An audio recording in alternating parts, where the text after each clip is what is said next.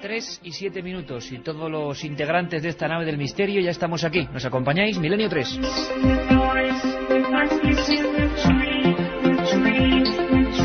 Y además venimos en nuestra carga especial sideral con muchísimas noticias, muchísimas cosas que han pasado en estos días, repletos sobre todo de un factor, de la sorpresa.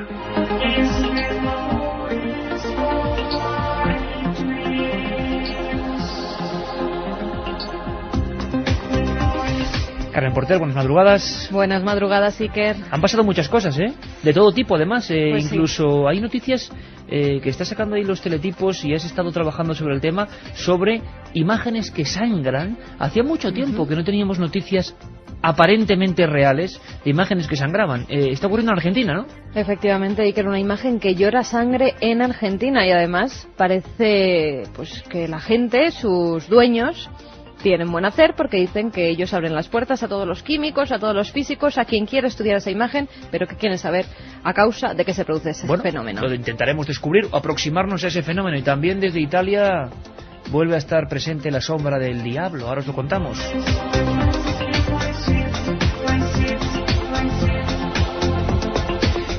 Ante todo, gracias por la masiva afluencia y además, sobre todo, el ambiente que se vivió en el Palacio de Congresos en la presentación de la Noche del Miedo.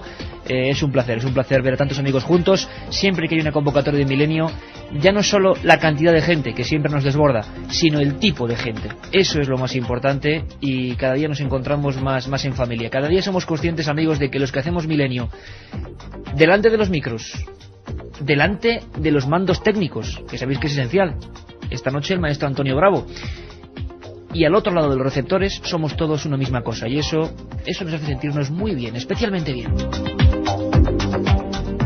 Carmen, por cierto, como estamos hoy tan contentos y tenemos, aparte de noticias tenebrosas, extrañas, buenas noticias, reencuentro con viejos amigos que van a venir aquí al Estudio 1, vamos a hacer un regalo importante, ¿no? Claro que sí, que vamos a sortear 3 CDs con todos los programas de esta temporada de Milenio 3. 76.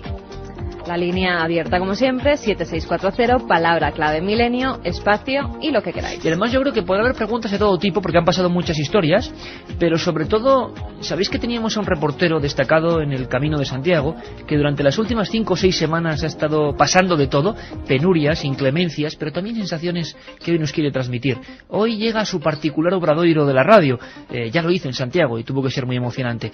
Hoy podéis preguntar también sobre el Camino de Santiago, ¿verdad, Carmen? Sobre esos lugares que nos puede recomendar nuestro amigo Francisco Contreras, cuál ha sido el sitio donde, por ejemplo, más miedo ha pasado. Hoy puede ser una especie de entrevista virtual también con Francisco durante todo el programa, que ¿no? nos digan también con quién se ha encontrado durante el camino, claro que sí, todas las preguntas que queráis para ese caminante, para ese viajero que consiguió llegar a Santiago de Compostela. La otra realidad. Milenio 3. En la SER.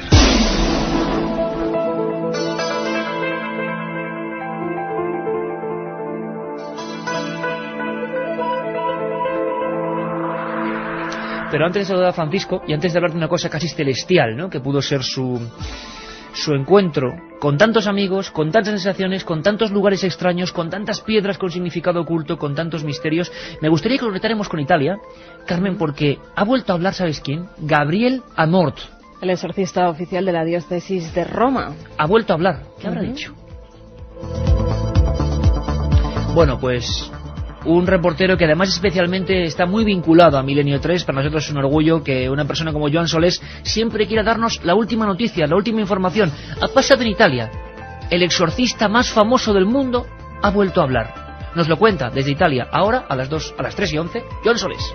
Saludos, buenas noches. En realidad no ha dicho nada de nuevo, ha reiterado su discurso retrógrado sobre satanismo y exorcismo de los últimos años. Del exorcista de la diócesis de Roma, el sacerdote Gabriele Amort, hablamos en la SER cuando reconoció que el Papa Juan Pablo II había asistido a lo largo de 25 años de pontificado a 3 de sus exorcismos. Y de él hablamos en Milenio 3, precisamente, lo recordaréis, cuando en Caneto y Caronia, poblaciones del norte de Sicilia, empezaron a registrarse misteriosas descargas eléctricas y varios miles de incendios domésticos, al parecer por efecto electromagnético, según los científicos. Según Gabriele Amor, por efecto de Satanás. Direi che una delle porte aperte per cui entrare in possesso di una persona. Yo diría, ha explicado el exorcista italiano, que una de las puertas abiertas por las cuales Satanás entra en posesión de una persona es precisamente la predisposición de esta a entregarse. Cuando una persona vuole volontariamente, volutamente. Cuando una persona quiere voluntariamente, conscientemente entregarse a Satanás,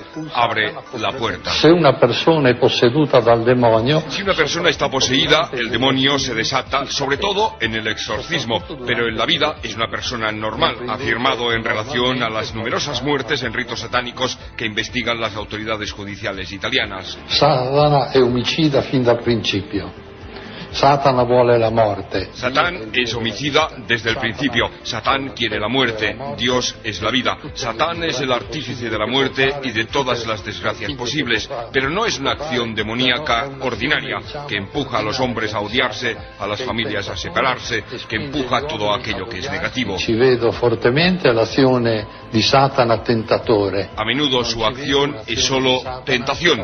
No siempre puede verse su acción extraordinaria de posesión de una persona y demonización. Persone indemoniate. En definitiva, si una persona está poseída, el diablo se manifiesta en los exorcismos, que serían las acciones extraordinarias. Las ordinarias serían, por ejemplo, las descargas eléctricas e incendios en Caneto y Caronia, no muy lejos del volcán Etna, en Sicilia, y cuyos vecinos viven así esta apasionante afición de Satanás por las brasas. Tutti quelli che credono nel paranormale, che ci sono saltati addosso. Todos aquellos que creen en fenómenos paranormales dicen, se nos han echado encima. Signore che non, quando ci vede si fa la croce. Hay señoras que solo vernos ya se santiguan. Quello che non ci dà la mano perché ha paura della scarica. Y hay quienes no nos dan la mano por temor a una descarga.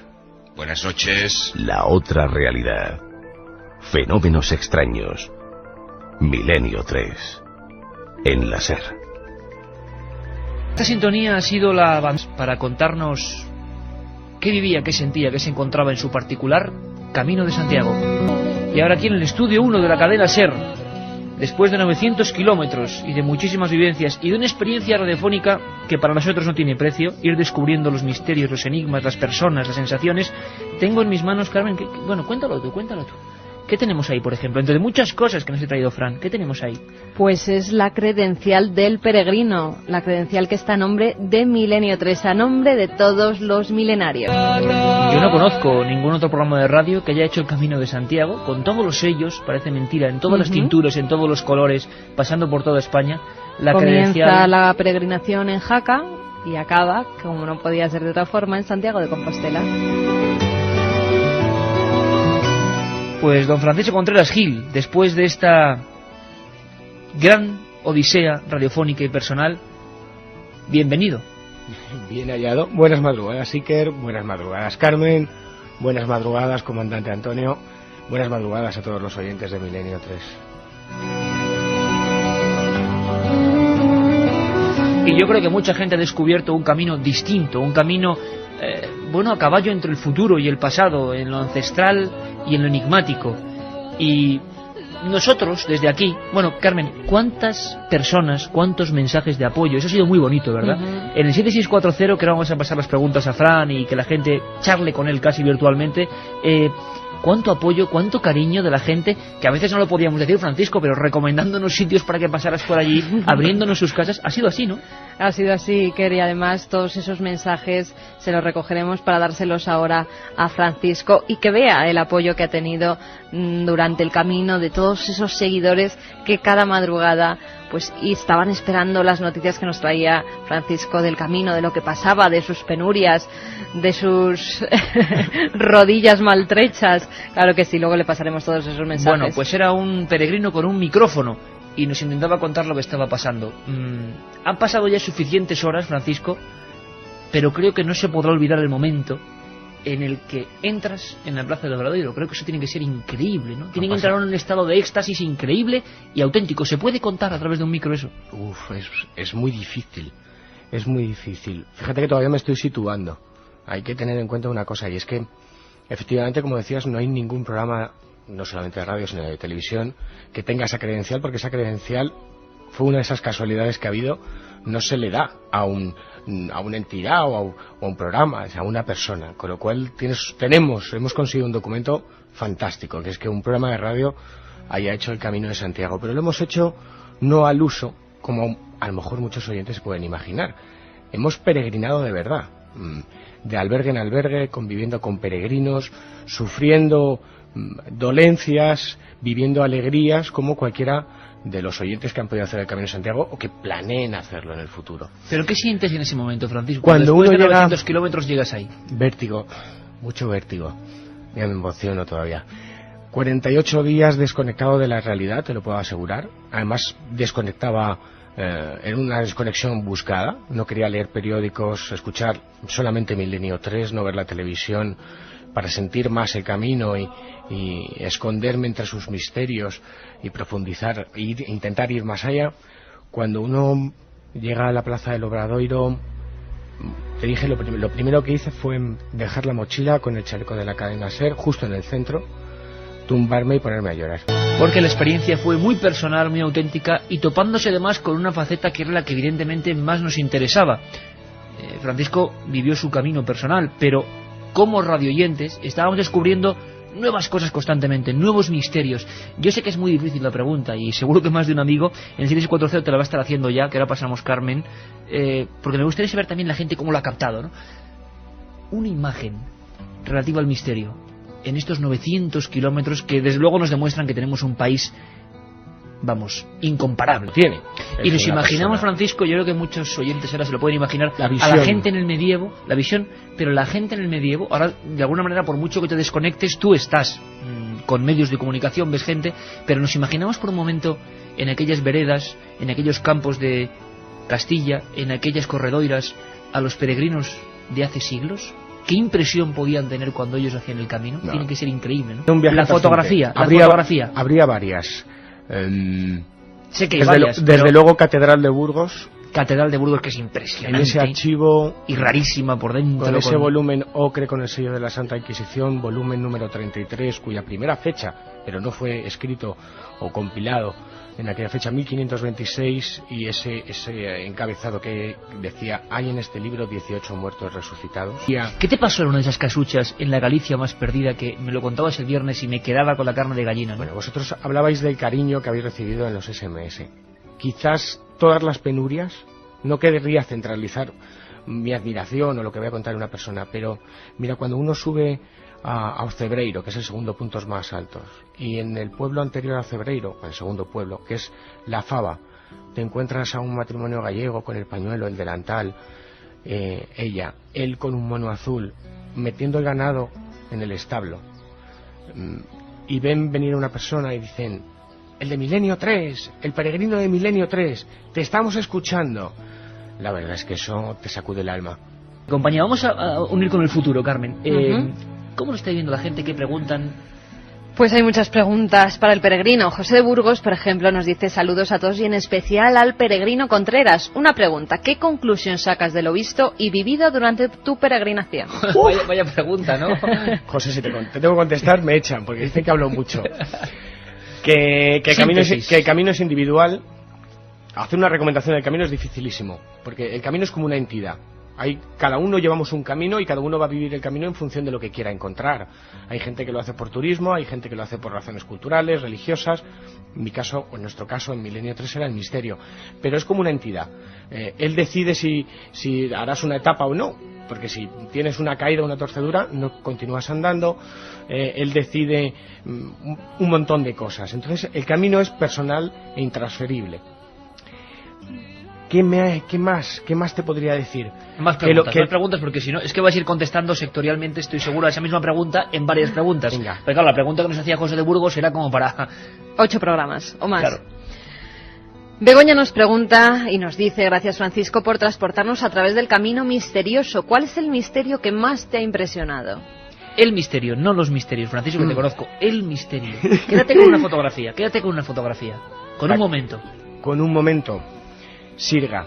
Sirga es una localidad, ahí hay una iglesia, ahora que está tan de moda el Feng Shui, las corrientes, lo que conocemos por geobiología, esas corrientes para quien nos magnéticas, entiende, la supuesta también colocación desde el oriente más ancestral, la colocación, por ejemplo, en una habitación de las cosas para que supuestamente las energías fluyan, o sea, una especie de tecnología ancestral de siglos, ¿no? Bueno, ahí viví momentos muy especiales. Se juntaron varias cosas. Hay una virgen que es muy milagrosa. La escena era con velas, luz apagada, la luz del día entraba por el rosetón de la iglesia, y yo iba muy mentalizado en encontrar una serie de datos sobre los estudios científicos que hay de esas corrientes telúricas.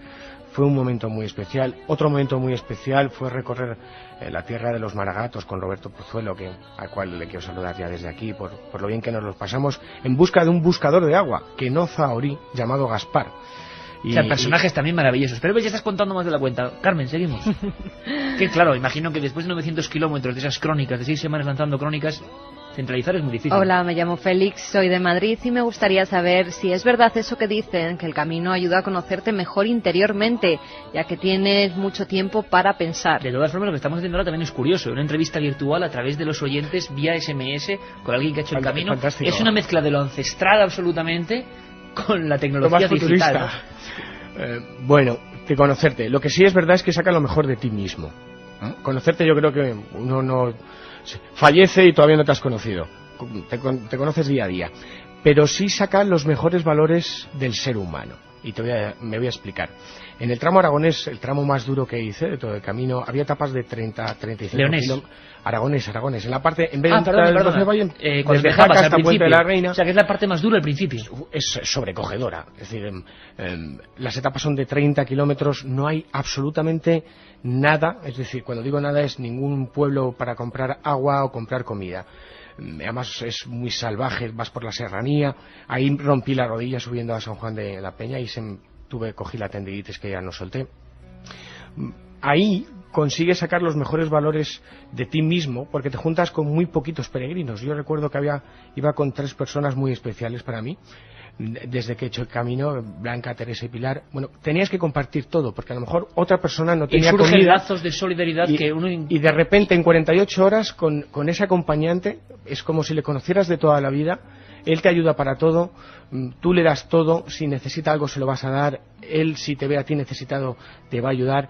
La verdad es que saca o potencia las virtudes del ser humano, ¿no? La constancia, la lealtad en determinados momentos, la nobleza, la lealtad, todo lo que te puedas imaginar. Pues es importante escucharlo. Vamos a seguirlo con más preguntas, vamos a hacer un receso, un momento de información concreta, porque seguiremos, por supuesto, navegando entre, lo decíamos, lo ancestral del camino y lo digital, para que vosotros podáis entrevistarle, no nosotros ni siquiera, sino vosotros, en el 7640, que además, ya lo sabéis, sorteamos esos tres CDs, Carmen, con los programas de toda la última temporada de Milenio 3.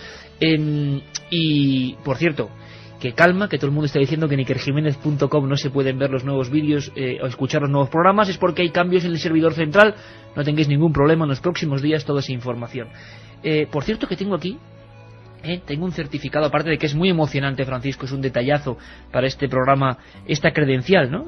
Milenio 3. Y que si quieres la pondremos en la web para que todos nuestros amigos la vean. Es buenísima idea, sí señor. Vamos a poner esta web para que vean que no nos inventamos las cosas, con las decenas de sellos y de albergues donde ha tenido que pasar Francisco este viaje a nombre de Milenio 3, con lo cual no es a nombre de los que hacemos el programa, es a nombre de todos vosotros.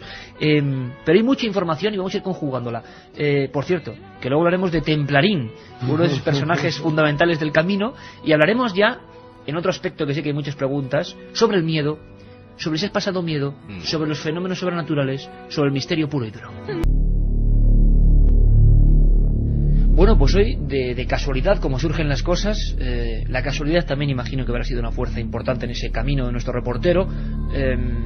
Bueno, pues estáis haciendo una entrevista virtual, vosotros, preguntando directamente al invitado, cosa que nos parece muy interesante. Pero las noticias han surgido constantemente, y además vamos a dar una, y vamos a hablar con un compañero, porque en Cáceres también se está montando un congreso, y además en ese entorno positivo del que hablaba Fran. Me parece muy interesante de lo que estamos en estos temas. No solo hablemos de misterio, sino intentamos en nuestras posibilidades hablar también de eso, ¿no? De lealtad, de comunicación. Tenemos esa obligación, iba a decir. Carmen, en Argentina, la Virgen llora sangre. Ese es el titular. Desde hace semanas, en el domicilio de la familia Gil, situado en la localidad argentina de Fontana, se vienen produciendo un hecho insólito que ha congregado ya a miles de personas. Una estatuilla de la Virgen de Itatí ha comenzado a llorar lágrimas de sangre. Walter Gil y Mirta Cardozo, los dueños de la imagen, aseguran que la primera vez que la vieron llorar se encontraban preparando la cena. Ella se acercó a una pecera que estaba justo debajo de la Virgen y fue ahí cuando notó que había algo raro en su rostro. Tocó el líquido que salía de los ojos de esa imagen y observó que se trataba de sangre. La familia reclama que vaya hasta allí un bioquímico o un especialista que pueda examinar el líquido y analizar si verdaderamente se trata de sangre. Además, Mirta aseguró que esto no es ningún truco, por eso pedimos que venga un especialista e incluso las autoridades de la Iglesia para que ellos digan qué se está produciendo. Para nosotros es un milagro. A la gente que viene le aclaramos que no aceptamos dinero y que si quieren donar algo, que lo hagan en los comedores infantiles. La pequeña imagen de yeso de esta Virgen se halla en su posesión desde hace 5 años y fue adquirida por la familia en la Basílica de Itatí. Al parecer la Iglesia ya ha comenzado a estudiar el insólito suceso, pero hasta el momento no han hecho declaraciones.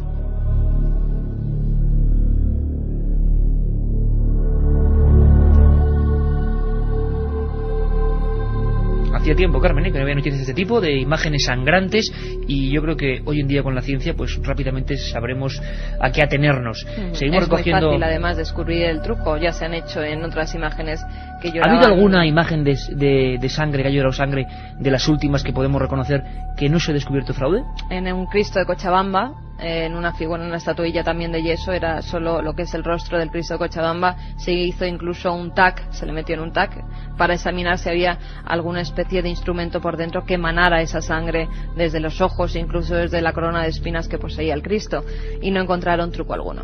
Bueno, os emplazamos a que sigáis haciendo esas preguntas virtuales 7640, porque yo también quiero preguntar, me quiero colar ahí, aunque no mande mensaje, porque quiero preguntarle, por ejemplo, por la noche que pasó Francisco a la intemperie, a oscuras, en un lugar que desde luego tiene que ser de esos peliagudos, Eunate, iglesia, encomienda, dicen, templaria, Eunate, 100 puertas, en vasco, un lugar misterioso que espero que Fran nos describa por dentro. Pero ahora vámonos hasta Cáceres, Carmen, porque hay otra buena iniciativa.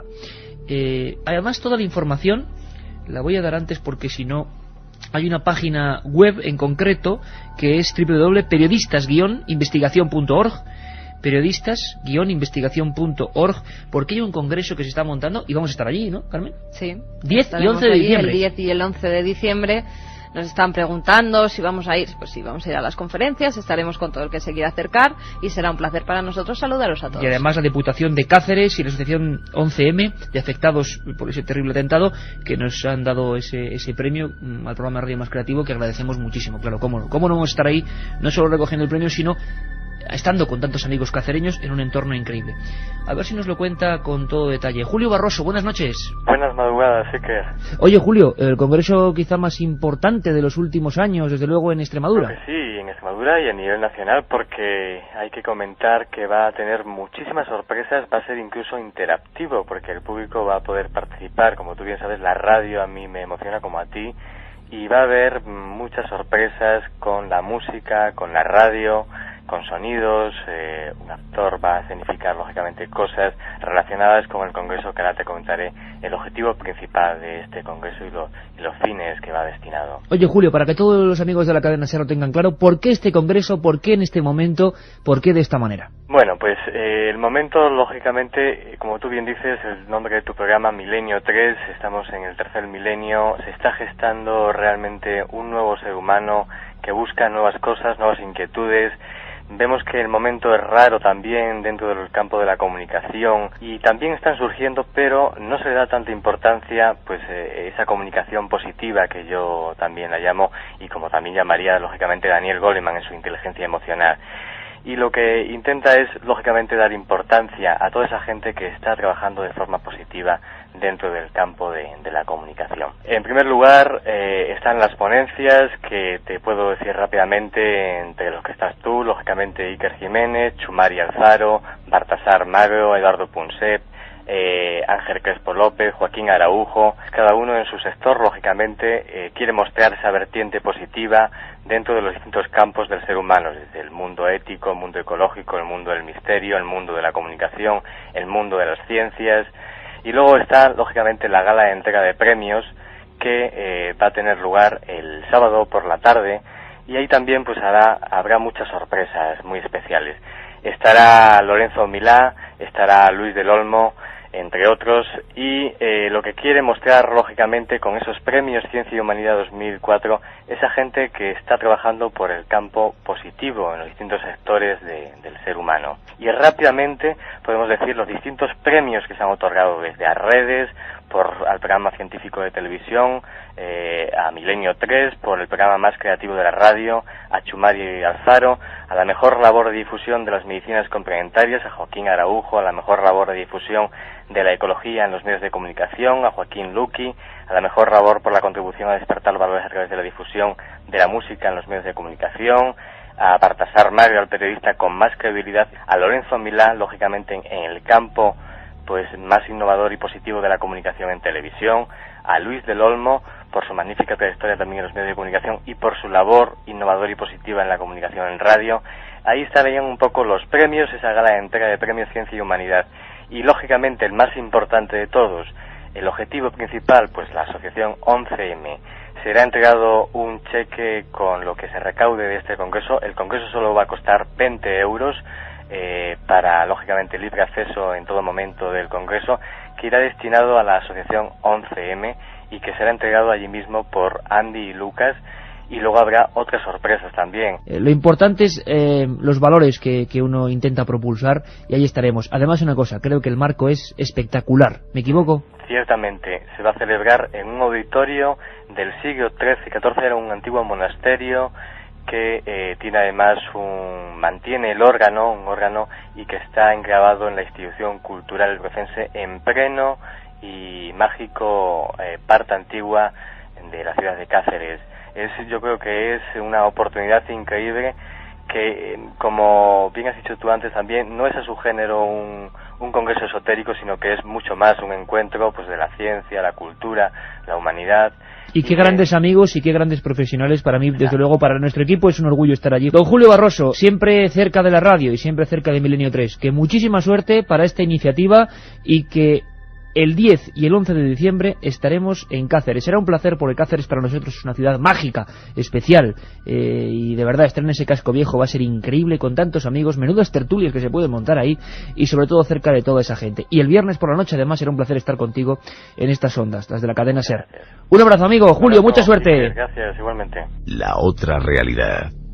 Fenómenos extraños. Milenio 3. En la SER.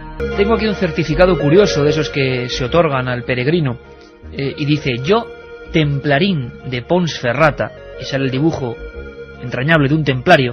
Dice: celoso guardián del camino de Santiago, doy fe de que hallándome de guardia pude ver desde mi almena como un esforzado caminante con trazas de peregrino, que dijo llamarse Milenio 3, cruzaba el puente que ocupa hoy el lugar de aquel que, acabando el siglo XI, mandara construir el obispo Osmundo sobre las aguas del Sil, para facilitar el paso de quienes, viniendo de su patria, pasaban por las tierras del Bierzo y querían llegar a Compostela. Son documentos francamente entrañables, que nos hacen muchísima ilusión, Francisco, y además eso, ahí vamos todos, ahí vamos todos los oyentes de Milenio en tu mochila, y bueno, observando con tus ojos y con la voz, que era el micrófono. Los templarios están presentes en el camino, y si hay un lugar, como decíamos antes, que puede ser iconografía pura de lo más sombrío, quizá de lo más apartado de lo que fueron los templarios, es Eunate. Y allí pasas una noche a la intemperie, ¿no? Nos contabas. No, tanto como la intemperie, ¿no? Bueno, no, dentro de Eunate, pero sin ningún tipo de comodidad, ¿no? No, pasó una noche que ahora creo que es un regalo del camino, si me permites que hable así, porque pude intentar vislumbrar cómo podía ser el peregrinar de un caminante en el siglo XV.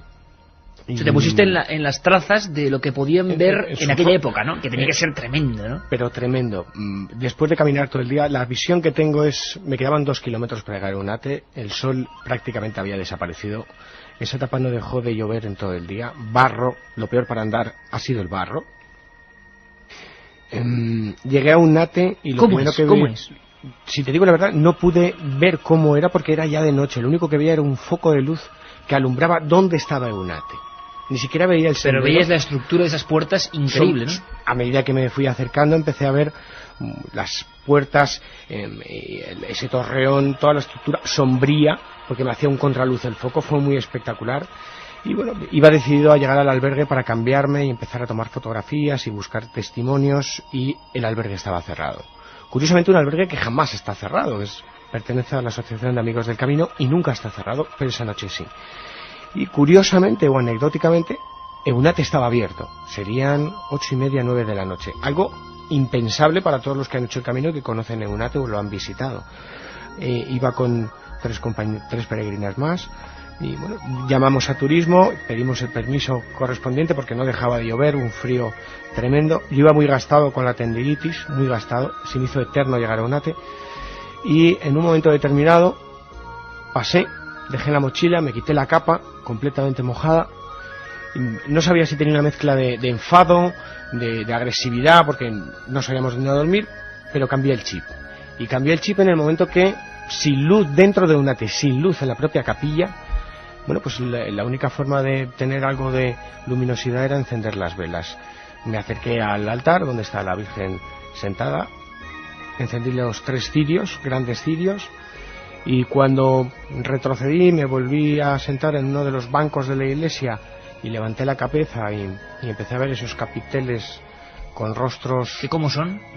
Rostros diabólicos, infernales, con el efecto de las sombras y las luces, yo creo que hasta demoníacos, que cobraban vida según incluso girabas. Los Baphomet, ¿no? Que los templarios parece que dejaban ahí una especie de cabeza misteriosa, ¿no? A la que rendían culto. Parecidos a lo que puede ser un Baphomet. Ahí cambió el chip, como acaba de cambiar la música, y esto era especial.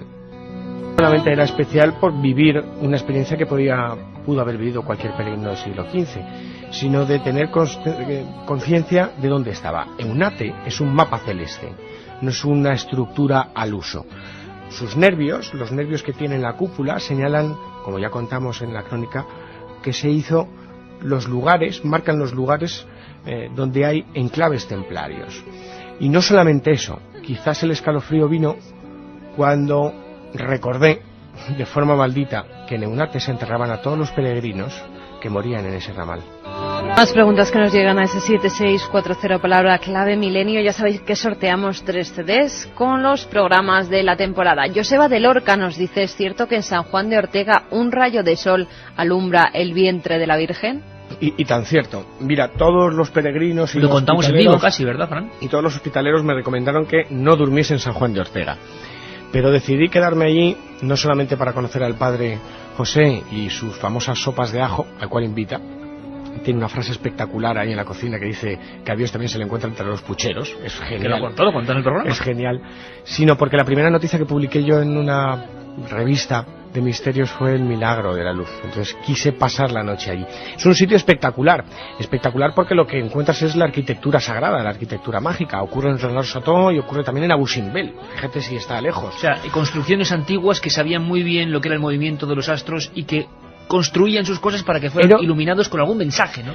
Era un guiño de los constructores, ¿no? De esa gran tradición espiritual de la que hablan cientos de cronistas, historiadores del camino. El día 21 de septiembre y 21 de octubre, coincidiendo con el equinoccio, el primer rayo de luz que surge por el ábside atraviesa toda la catedral y va a parar a un capitel muy simbólico que es el de la Anunciación. Está ubicado justo nada más pasar los montes de Oca. Es un lugar muy mágico, tremendamente mágico. Hola, soy una guipuzcoana y el verano que viene quiero hacer el camino. Y va a lo práctico. Quisiera saber qué es lo fundamental en la mochila y a quién recurrir. En titulares, Fran.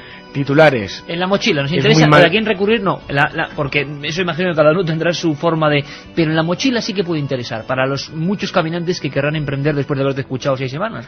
Cuanto menos peso mejor, fundamental, por propia experiencia. Lo peor son las ampollas y por llevar demasiado peso por las ampollas tener dolores en las articulaciones. O sea, ampollas, tiritas. Tiritas, bueno, un botiquín mínimo con tiritas, con alcohol, con betadine, cualquier producto para arreglar las agujas y el hilo, fundamental.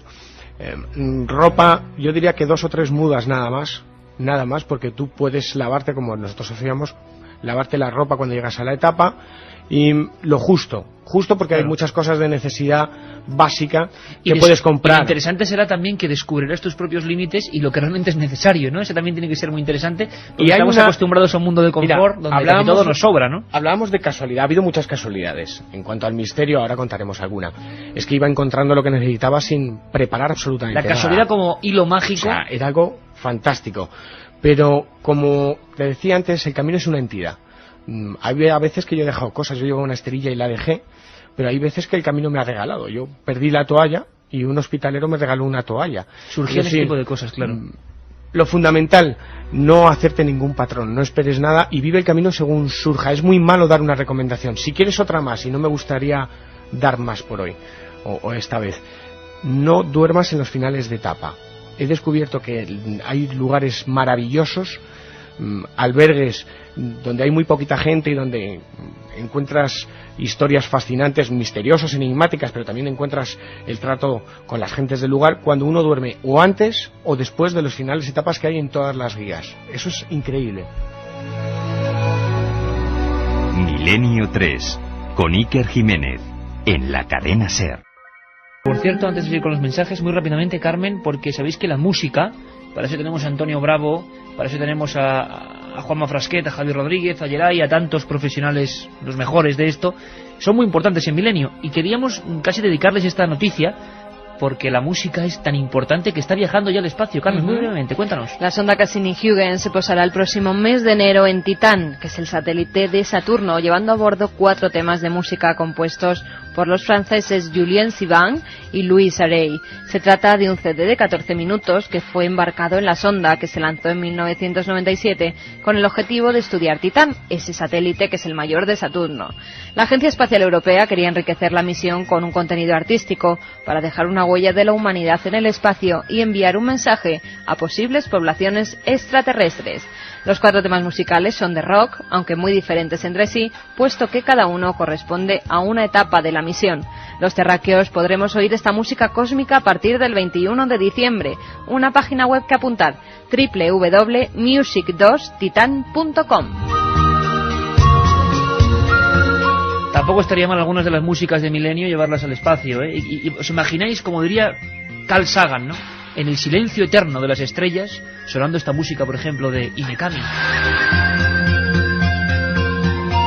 Vamos con más preguntas, vamos a lo terrenal, el camino. Carmen. Buenas madrugadas, amigos. Una cuestión para Fran. ¿Cuál ha sido la clave o el símbolo heterodoxo más insólito que has encontrado en tu viaje? Nos pregunta Luis. Como si fuera una fotografía, Francisco, pero queremos pasar varias preguntas.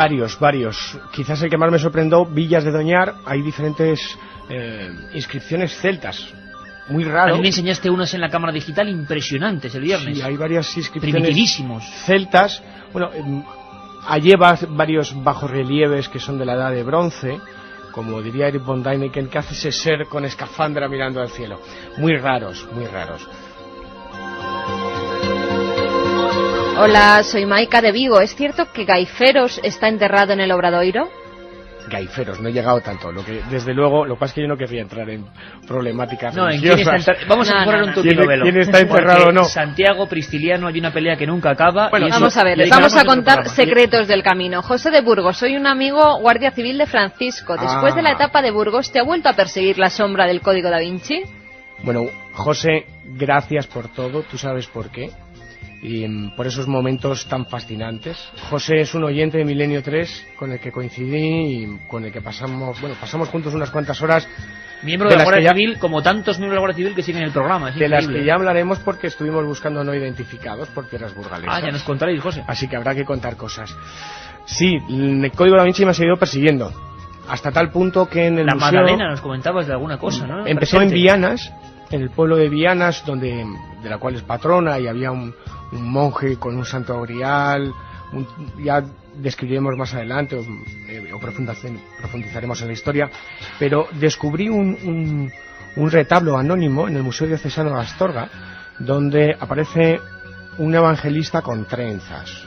Guiños de ese tipo guiños de ese tipo ha habido muchos. Sobre la historia eterna, que precisamente el viernes comentábamos de ese discípulo amado, exacto, que muchos se identifican con la Magdalena, pero que también es cierto que se le identificaba siempre con rasgos muy afeminados. La gran polémica del código es, ¿era un discípulo o era la Magdalena, ¿no?, como uno de sus seguidores y su sangre sagrada? Alex, desde Barcelona, ¿en algún momento pensaste en tirar la toalla y qué te hizo continuar? En muchos dices, ¿y yo qué hago aquí? Como aquella psicofonía que tantas veces hemos puesto.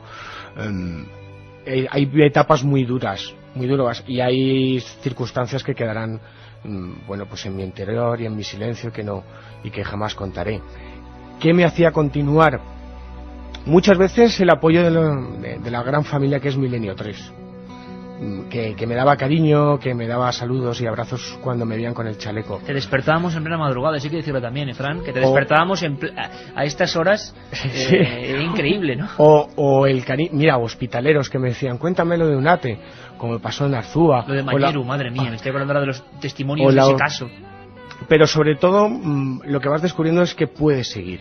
Kipling tenía una frase que es fantástica, que es que en la carrera de la vida no la gana el hombre más fuerte o más ligero, sino aquel que cree que puede hacerlo. Sagrario nos dice, en la catedral me gustaba sentarme en un mármol oscuro y desgastado que está en un lateral del altar mayor con el fin de cargarme de energía. Hola Francisco, mi primo y yo hicimos el camino este verano y nos sorprendió mucho Ocebreiro. Sí, mito artúrico relacionado con el Santo Grial, donde uno descubre la Galicia profunda, ¿no? Febrero es una dura subida, como sabrás si lo ha hecho. Y ahí donde te imaginaste a los mantequeiros, ¿no? Y a las personas que viajaban vendiendo grasa humana no hace tanto tiempo. Bajando ya la Cruz de Ferro y bajando Cebreiro, ya eso es descomunal, ¿eh? Además yo voy acompañado de la buena música. Pues escuchar esto que estamos escuchando que nos pone Antonio Bravo en esas veredas... Esta era una de ellas, y entonces ya mi mente volaba directamente. Cebreiro es un sitio donde se guardan dos reliquias relacionadas con un milagro eucarístico, ¿no? Allí supuestamente en el año 1300, como decía el padre Yepes en viejas crónicas que ha legado, un sacerdote con un infiel dudaron de la realidad de la sangre y del cuerpo de Cristo, y se hizo realidad, se materializaron y las guardan en un relicario donado por los reyes católicos ahí, ¿no? Hay más misterios en el Cebreiro, pero son de otra clase, son de curanderos, de entidades y de luces no identificadas. De Asturias nos dice, hace apenas 2 semanas que acabé mi camino, os podría contar 1000 historias, repetiré. Es alucinante estar haciendo esta conexión, que los oyentes estén aportando sus vivencias a este... También nos dice Foncebadón y su cruz, espectacular, el dolor no importa.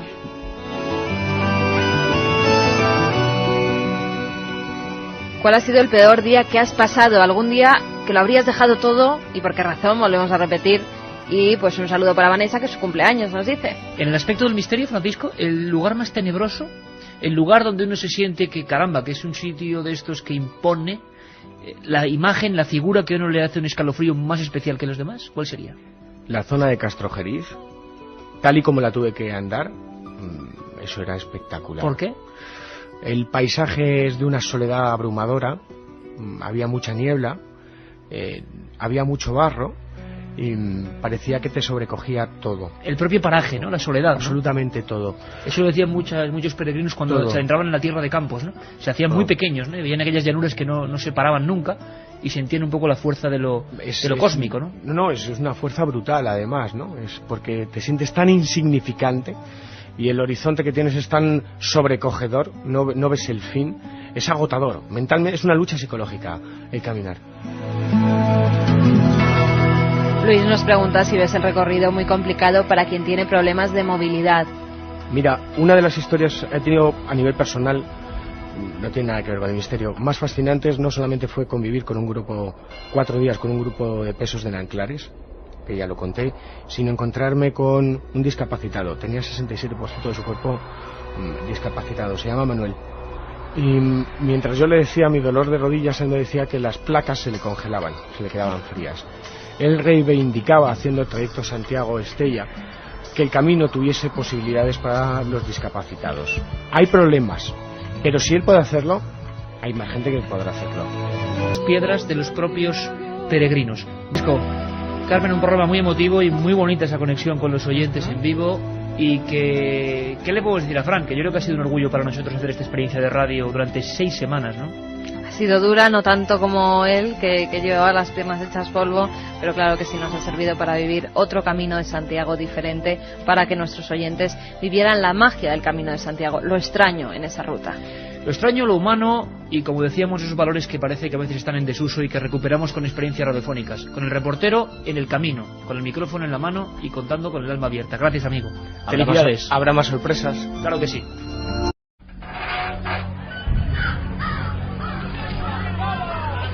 Por orden de la autoridad, se procede al cumplimiento de la pena de muerte de Francisco Leona, apodado el curandero, Julio Hernández, alias el tonto, Agustina Rodríguez la bruja y Francisco Ortega, conocido por el moruno.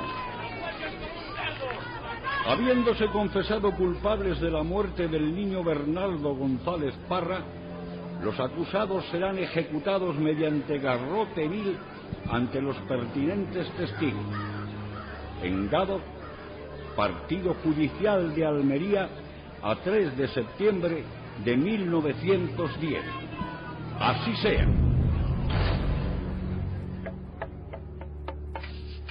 El corbatín de la muerte está preparado en el descampado de la comandancia de la Guardia Civil.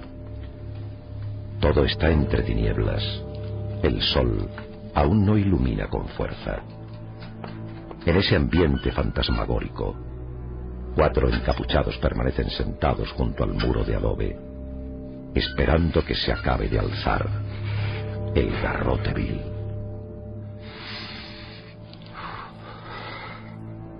A través de la máscara negra de tela, solo se ven los ojos de los reos.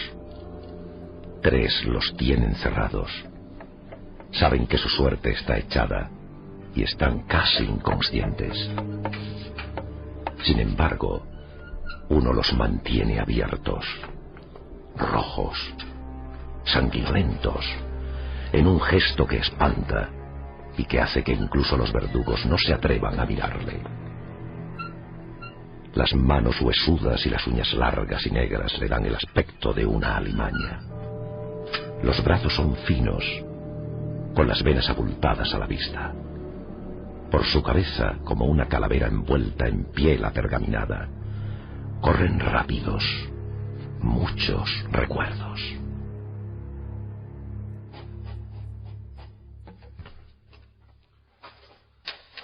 Hay en el espantoso suceso de Gádor una cosa nueva hasta ahora en los fastos del crimen del universo entero.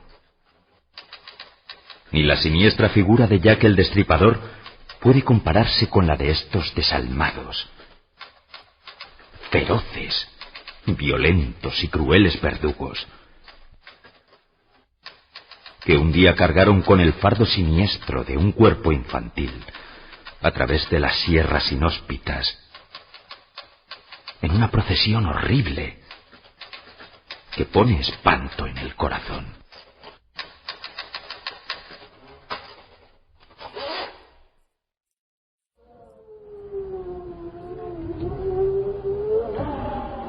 Aquella semana los periodistas como Arturo Jiménez, audaz reportero de El Popular de Almería, se quedaron sin adjetivos para calificar lo ocurrido. La gente tenía miedo, se encerraba en sus casas y solo hablaba de los sacamantecas, de los arrancauntos y de que la vida de un niño costaba 3.000. Las balbuceantes palabras de Ortega se detuvieron ante la presencia de una vieja enlutada.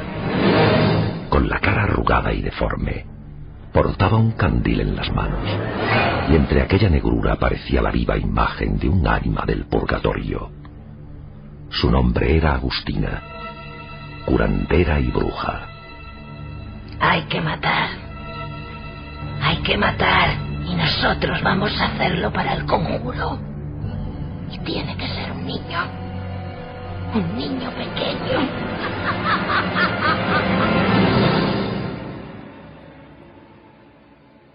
Padre nuestro que estás en los cielos. No puedo, eso no puedo. Padre nuestro que estás en los cielos. Tiene que ser un niño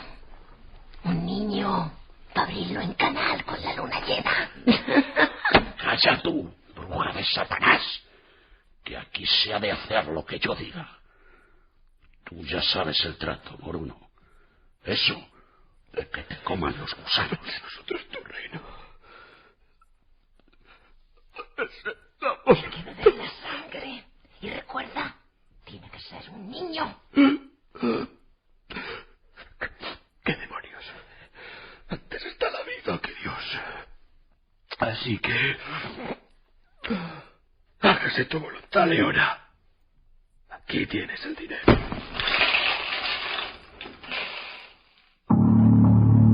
Era ya madrugada, y solo el candil de Agustina alumbraba el interior del cortijo San Patricio. El enfermo salió por la puerta blanco como la cera y echó a caminar por la sierra. Desde la ventana, el rostro desdentado de la bruja lo siguió hasta que se perdió tragado por la noche.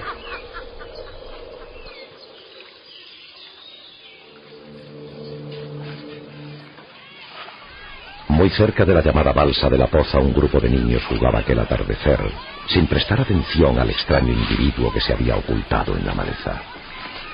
Era Julio Hernández, retrasado y acusado de varias agresiones, un hombre gigantesco y brutal, muy cargado de hombros, siempre vestido con andrajos y que estaba dispuesto a cumplir el encargo que le habían dictado. Hola, señor. Hola. ¿Qué hace ahí? ¿Quieres jugar conmigo a buscar los nidos?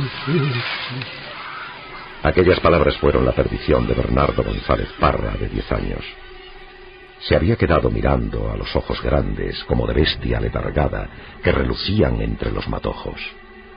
Cuando se aproximó, impulsado por la curiosidad, ya no tuvo tiempo de reaccionar.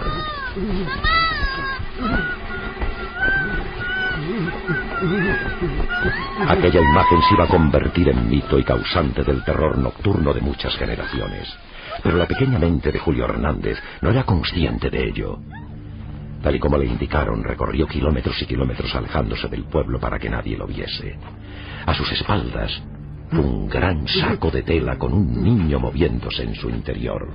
Y con él, soportando el peso gracias a su corpachón jorobado, fue atravesando los montes y caminos de arena sin un solo árbol, hasta que la luna llena llenó el firmamento.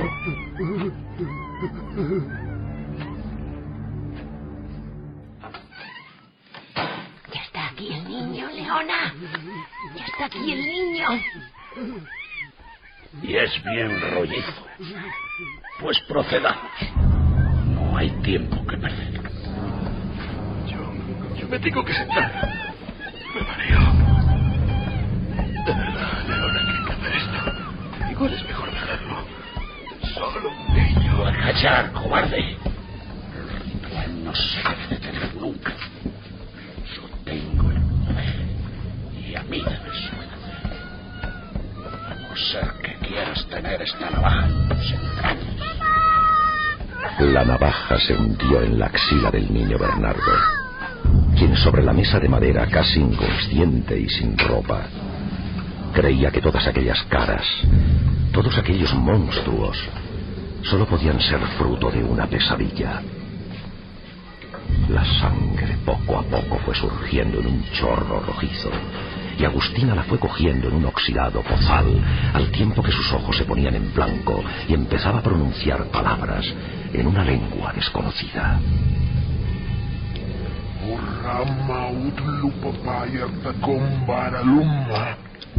Tienes que beberla caliente. Tienes que beberla ahora, caliente. Tienes que beberla caliente, según va saliendo del cuerpo. Padre nuestro, que estás en los cielos, santificado sea tu nombre.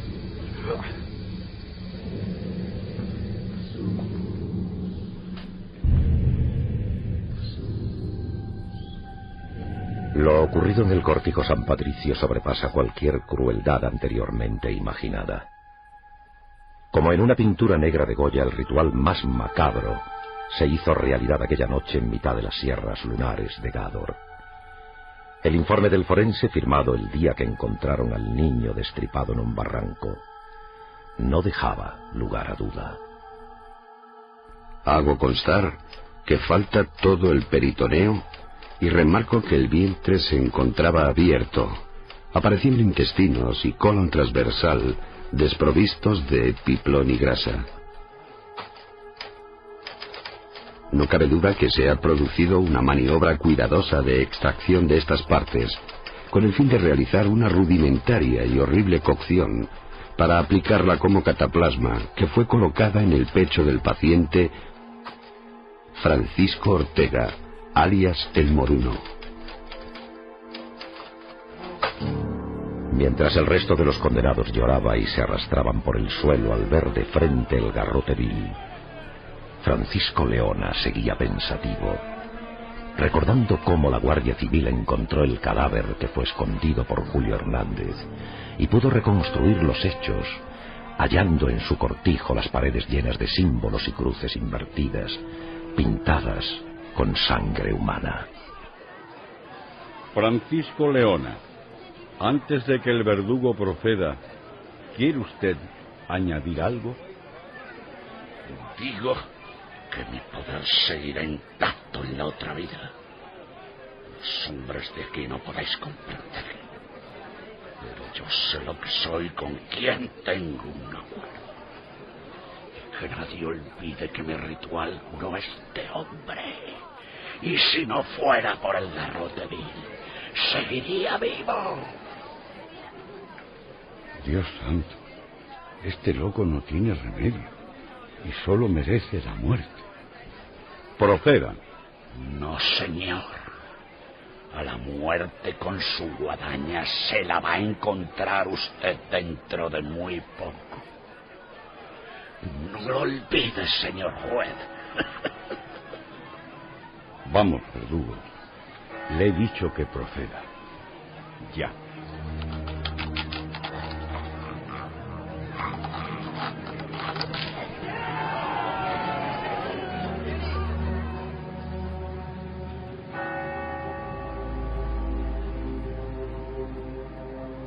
La sentencia se cumplió cuando se tenía previsto, justo cuando las campanadas tocaron las 6 de la madrugada. Unas horas más tarde, en la misma calle central del pueblo, el juez fue arrollado accidentalmente por el mismo carro que llevaba los 4 ataúdes, partiendo su cuerpo por la mitad, llenando de espanto a toda la vecindad. La gravedad del accidente acabó con la vida del juez. Atraídos por esta vieja historia, algunos curiosos se han acercado de noche hasta el solitario cortijo San Patricio, pues aún quedan las paredes y la vieja cocina donde todo ocurrió. Hay quien asegura que es imposible pasar más de 5 minutos allí, pues al aproximarse a los muros aún pueden percibirse ciertos sonidos, ruidos que espantan y que nadie debería escuchar jamás. Febrero de 1983. Noche de San Blas. Nicolás Álvarez está levantando un pequeño muro de piedra a la entrada de su casa en Vegas de Coria. Su vivienda es la última del pueblo, la que se alza justo ante la llamada curva de Arrolobos. Cae la noche. Todo está en calma hasta que una respiración larga y quejumbrosa, como de moribundo, rompe el silencio. ¿Qué ha sido eso? ¿Quién anda ahí? El hombre asustado cogió 2 ladrillos con las manos tensas y se puso en guardia, dispuesto a arrojarlos contra cualquier intruso. Eran muchas las historias que desde el mes de noviembre recorrían la tranquila aldea, y aunque él nunca había creído en las habladurías de los ancianos, notó cómo aquel sonido le había helado la sangre. Miró a un lado y al otro, y se puso la mano sobre la frente para escrutar el monte tapado ya por la oscuridad. Allí, muy al fondo, veía una pequeña lámpara, algo que se iluminaba en mitad de la pendiente y que venía bajando poco a poco. ¿Quién vive? Tío Ramón.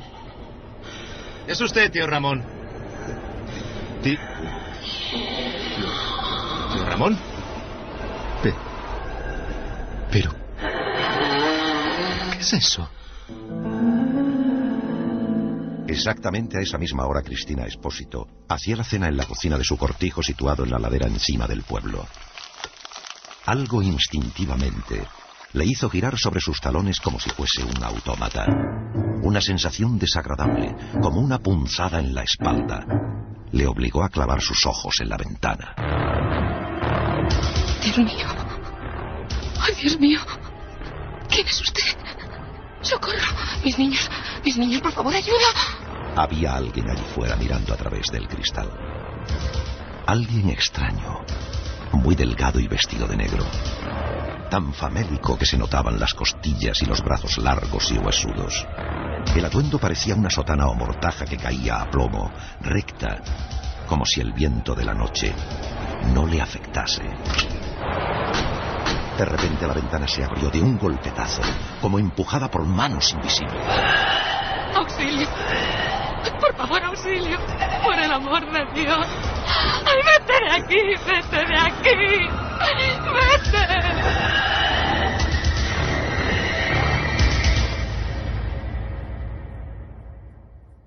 ¿Está usted segura de lo que dice? Sí que lo estoy. Póngalo así. Parecía un esqueleto, un desenterrado, yo qué sé. Iba como con una capa fina que lo envolvía y se me acercó y... Tranquila. Gutiérrez, traiga un vaso con agua. Compréndalo, yo la creo, pero ¿cómo iba a medir aquello más de 2 metros? Eso es imposible. Mire usted, vi cómo tenía que agacharse para mirar por la ventana. Hizo el gesto, el horrible gesto de bajar la cabeza y las medidas ya han visto cómo son. Eso tenía casi 2 metros y medio. Igual era alguien montado en algo, alguien con zancos, no sé. ¿Cómo voy? Por Dios, yo le juro que lo vi ahí mismo, dentro de la finca. No podía ser nadie del pueblo. Aquello era el mismísimo diablo.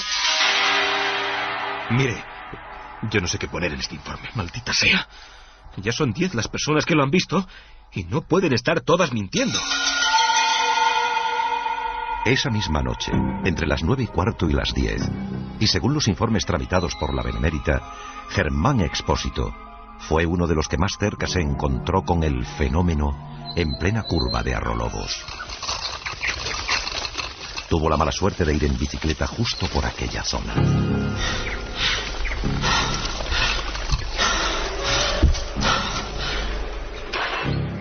Buenas noches. Era extraño que un vecino no respondiera. Pensándolo bien, aquel hombre detenido en un lateral de la carretera empinada no parecía nadie conocido. Permanecía quieto, con los brazos pegados al cuerpo, escondido ya entre la negrura de la noche. Germán echó pie a tierra y tuvo la tentación de mirar atrás.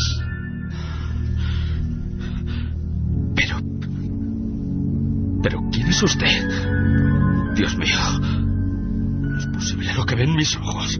Sacando fuerzas de flaqueza, recorrió como alma que lleva el diablo unos 200 metros y frenó en seco para comprobar si se había alejado lo suficiente. Dominando el pánico, miró hacia la carretera oscura y percibió algo extraño.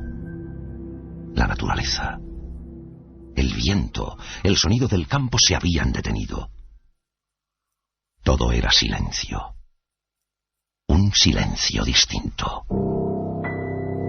Cuando Germán Expósito dio la vuelta a la curva de Arrolobos, volvió a detenerse por tercera vez. Unos metros más allá, alumbrados por la farola blanca de la pared de la casa de Nicolás, observó una imagen que nunca podrá arrancar de su mente. Allí abajo estaba el misterioso paseante.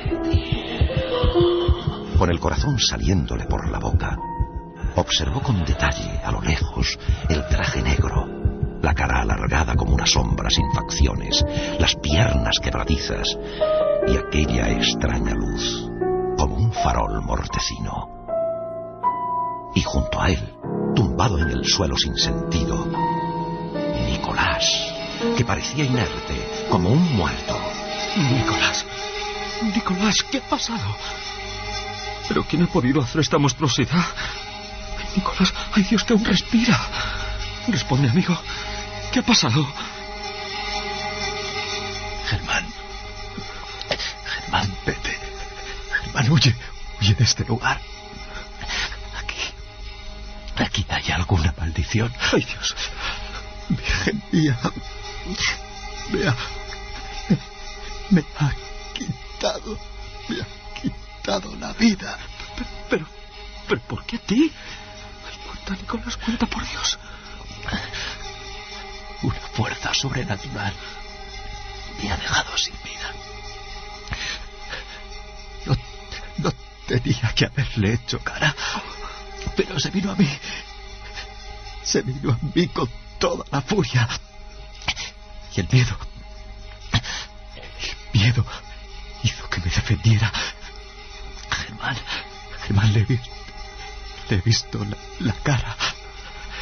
Era la imagen viva del mismísimo diablo. Era el diablo, el maldito diablo. Cuentan en el pueblo que Germán se convirtió en una persona reservada que jamás volvió a faenar en las noches del invierno. Puso una cruz en la puerta de su casa y pasado un año emigró al norte. Nicolás no falleció, pero después de ser hospitalizado en Salamanca, estuvo a punto de perder el habla a causa de un gran shock emocional.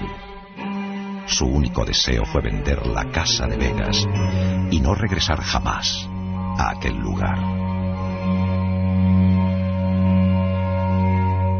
Ha pasado mucho tiempo y a veces algún curioso pregunta por estos hechos cuando se acerca la noche de San Blas.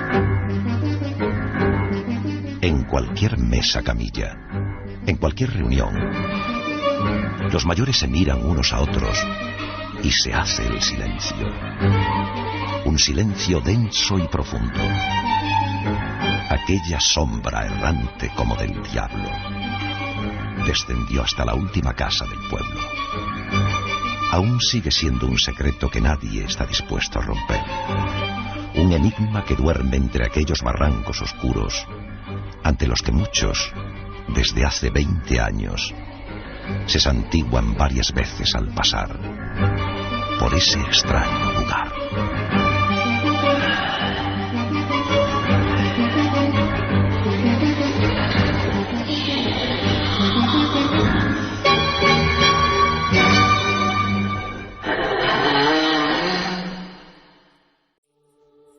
De un niño que vivió en lo más abrupto de la Sierra Morena, un paraje fantástico, lleno de leyendas, de misterios, de naturaleza viva, agreste, un trozo donde parece que no pasa el tiempo. ¿Es posible que un niño, en el Ecuador del siglo XX, permanezca años y años sin ser visto por nadie? Marcos Rodríguez Pantoja, nacido un 7 de junio de 1946. Pasó 12 años entre lobos, de 1953 a 1965. Cuando se le capturó, cuando casi por accidente se dio con él, los periódicos hablaban de el niño salvaje de la Sierra Morena. Iba vestido con una piel de cabra, el pelo hasta la cintura, y sabía algo que muchos científicos, que muchos etólogos, que muchos especialistas en las universidades se llevan preguntando por lo menos durante el último siglo. Ese niño de la Sierra Morena sabía hablar y entender a los animales.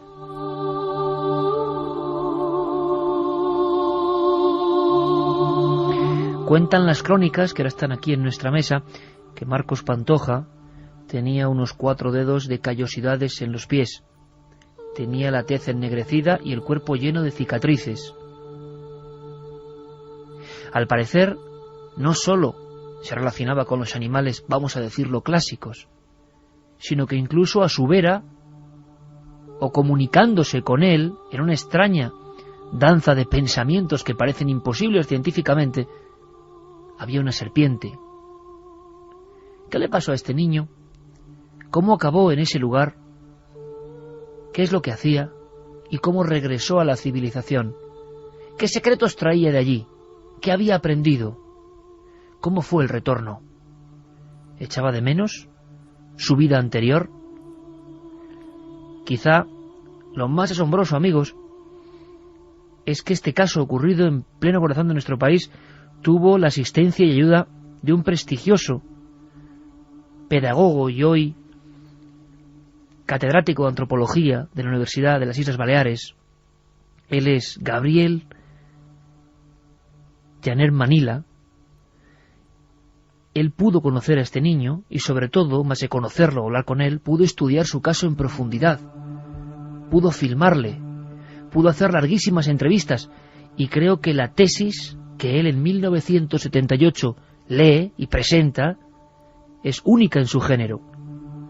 Esa tesis, un trabajo científico, llevaba un título que puede sonar un poco escalofriante si pensamos en su hondo significado: la problemática educativa de los infantes selváticos.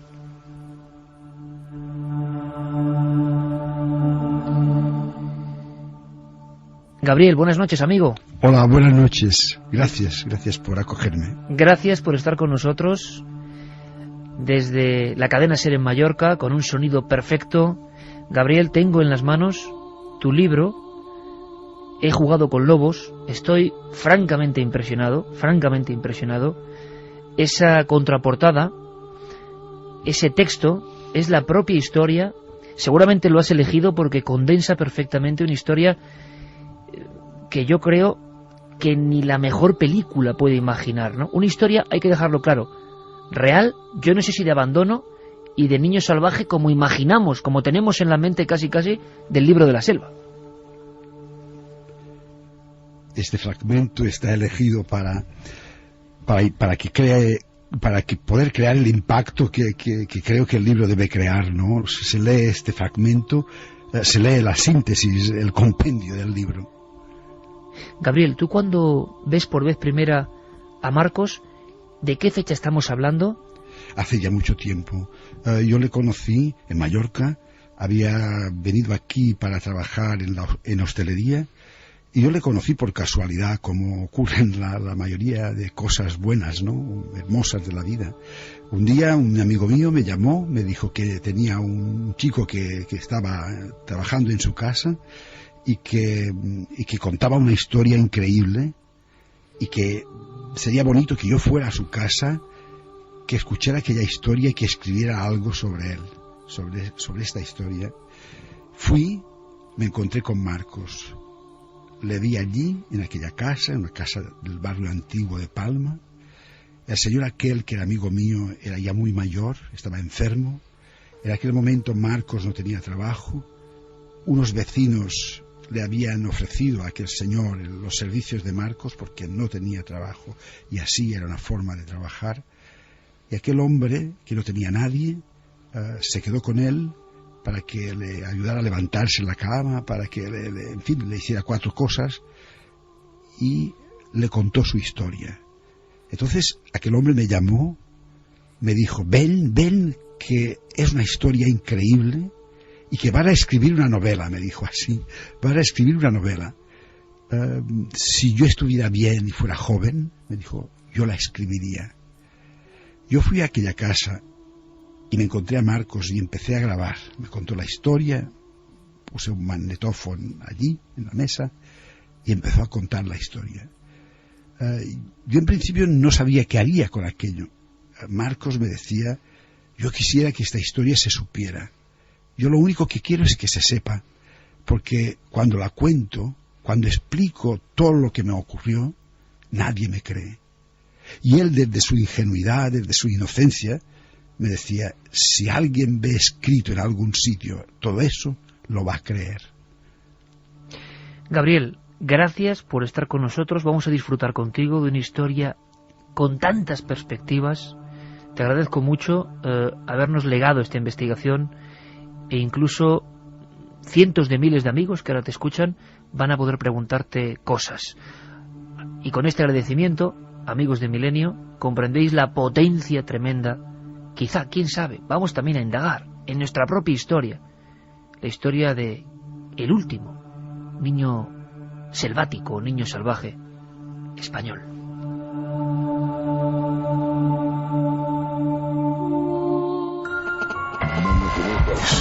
Manda un SMS al 27640. Escribe la palabra milenio, espacio y lo que nos quieras contar. Comentaristas de Milenio 3. Sabemos que siempre hay alguien al otro lado.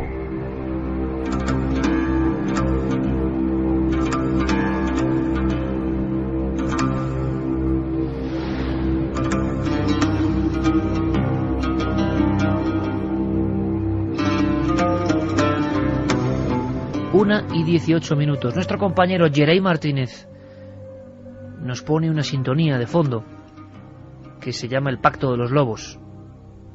¿Puede haber un pacto entre lobos y humanos? Hace no mucho tiempo hablábamos, este mismo fin de semana, bueno, hace unas horas he venido del pueblo de Félix Rodríguez de la Fuente, que fue un humano que quiso hablar con los lobos, aunque la circunstancia, desde luego, de Marcos es bien diferente, porque estaba en su entorno. Y sobre todo hay algo que nos cala profundamente en el alma. ¿Es posible que un muchacho esté 12 años sin ver prácticamente otro ser humano en mitad de las sierras, donde aún hoy corren los últimos linces? ¿Es posible? Pues sí. Y es la historia que nos trae como especialista. Quizá tengamos sorpresas en el futuro sobre esta misma historia, pero como especialista, como estudioso, como figura fundamental para que esto nos llegue ahora y sea conservado, Gabriel, pedagogo, catedrático de antropología y portavoz de un suceso, de una serie de acontecimientos que rozan lo increíble, pero que son pura realidad. Carmen, buenas noches. Buenas madrugadas, Y mira que estas jornadas anteriores hemos podido ver la naturaleza en plena intensidad, o sea que nada mejor que viajar esta noche a lo profundo del enigma del hombre y del animal. Pero atención, porque en la segunda hora, Carmen, tenemos algo importante, una conexión en un lugar también de leyenda, también de misterio, para algunos de miedo, para otros de paz, donde están pasando cosas y que será el argumento del regalo o el sorteo que tenemos. Claro que sí, que de emociones más fuertes todavía si cabe, después de esta genial entrevista y de hablar, en cierto modo, de naturaleza, nos vamos a ir a un lugar increíble, con gente también muy increíble. Y el regalo es un libro que ha salido hace muy poquito, se llama Retrum, ha sido escrito por Francesc Miralles, lo publica La Galera, y vamos a regalar 3 ejemplares. Solamente una palabra, los pálidos. Los pálidos. Con eso lo digo todo. En la segunda hora desvelaremos a qué se refiere. Como siempre, las vías de contacto ya están abiertas. Así que 27640, palabra clave milenio, espacio vuestros mensajes, milenio3 con número @cadenaser.com, o también si nos queréis dejar vuestras opiniones, preguntas en la web de la cadena Ser, cadenaser.com, pues la pueden dejar y segundo a segundo las iremos subiendo. Importantes preguntas para Gabriel Janer, porque él ha podido trabajar con este último niño salvaje, ¿no? Y yo creo que puede haber preguntas interesantísimas sobre tantas y tantas cosas. En la segunda hora esa conexión nos espera Juan G. Vallejo con gente muy especial, en un lugar muy especial, a cielo abierto, a partir de las 2. Santi Camacho, buenas noches. Buenas noches, Iker. Tema increíble, porque se ha hablado mucho de niños salvajes en el mundo, ¿verdad? De diferentes casos que llegaron hasta el cine, de la mano de Truffaut, por ejemplo, esos jóvenes salvajes de alguna forma, pero esto de que ocurra en España yo creo que impresiona doblemente. Impresiona doblemente, y porque a fin de cuentas los casos de la India, de África, del Amazonas, bastante recientes algunos de ellos, efectivamente, nos retrotraen a grandes masas selváticas, a zonas inexploradas, en las que no ya el hombre blanco, sino el hombre de ninguna raza muchas veces ha llegado a poner el pie. Pero sin embargo, en algo tan cercano, en algo tan cotidiano como es una serranía española, que tendrá sus historias de bandoleros, que tendrá sus leyendas medievales de moros y cristianos, y que bueno, se supone que forma parte de una tierra muy vieja y muy civilizada desde hace mucho tiempo, pues que este tipo de historias suceden. Podía parecer, ya de por sí la historia ocurra donde ocurra, es maravillosa, pero le da un plus de imposibilidad. De todas formas, escuchándoos a ti y a Gabriel, sobre todo la introducción que has hecho, me ha parecido maravilloso el potencial que tiene esta historia, sobre todo para conocernos a nosotros mismos. No solamente la capacidad de supervivencia del ser humano, sino esa escena que has descrito de este chico en armonía con todos aquellos seres. No sé por qué me ha hecho pensar en las escenas del Jardín del Edén, en las que se suponía que el hombre también estaba en una total armonía con el resto de las criaturas, y a pensar este barniz de civilización que tenemos y que a veces desgraciadamente lo perdemos, cuántas cosas, cuántas capacidades innatas, cuánta capacidad de armonizar con nuestro planeta, con nuestro entorno, con las criaturas que lo habitan, cuánta capacidad de empatizar con ellos nos habrá quitado. Y si seguirán esas capacidades allí, dormidas en algún sitio. Hay una pregunta en nuestra encuesta, Carmen. Hay una pregunta, Iker, en www.ikerjimenez.com. Como siempre hay una encuesta en la que se pregunta: ¿crees que hoy en día puede haber niños salvajes en España? Hoy en día en España. Eso es. Es difícil de creer, pero ¿es posible?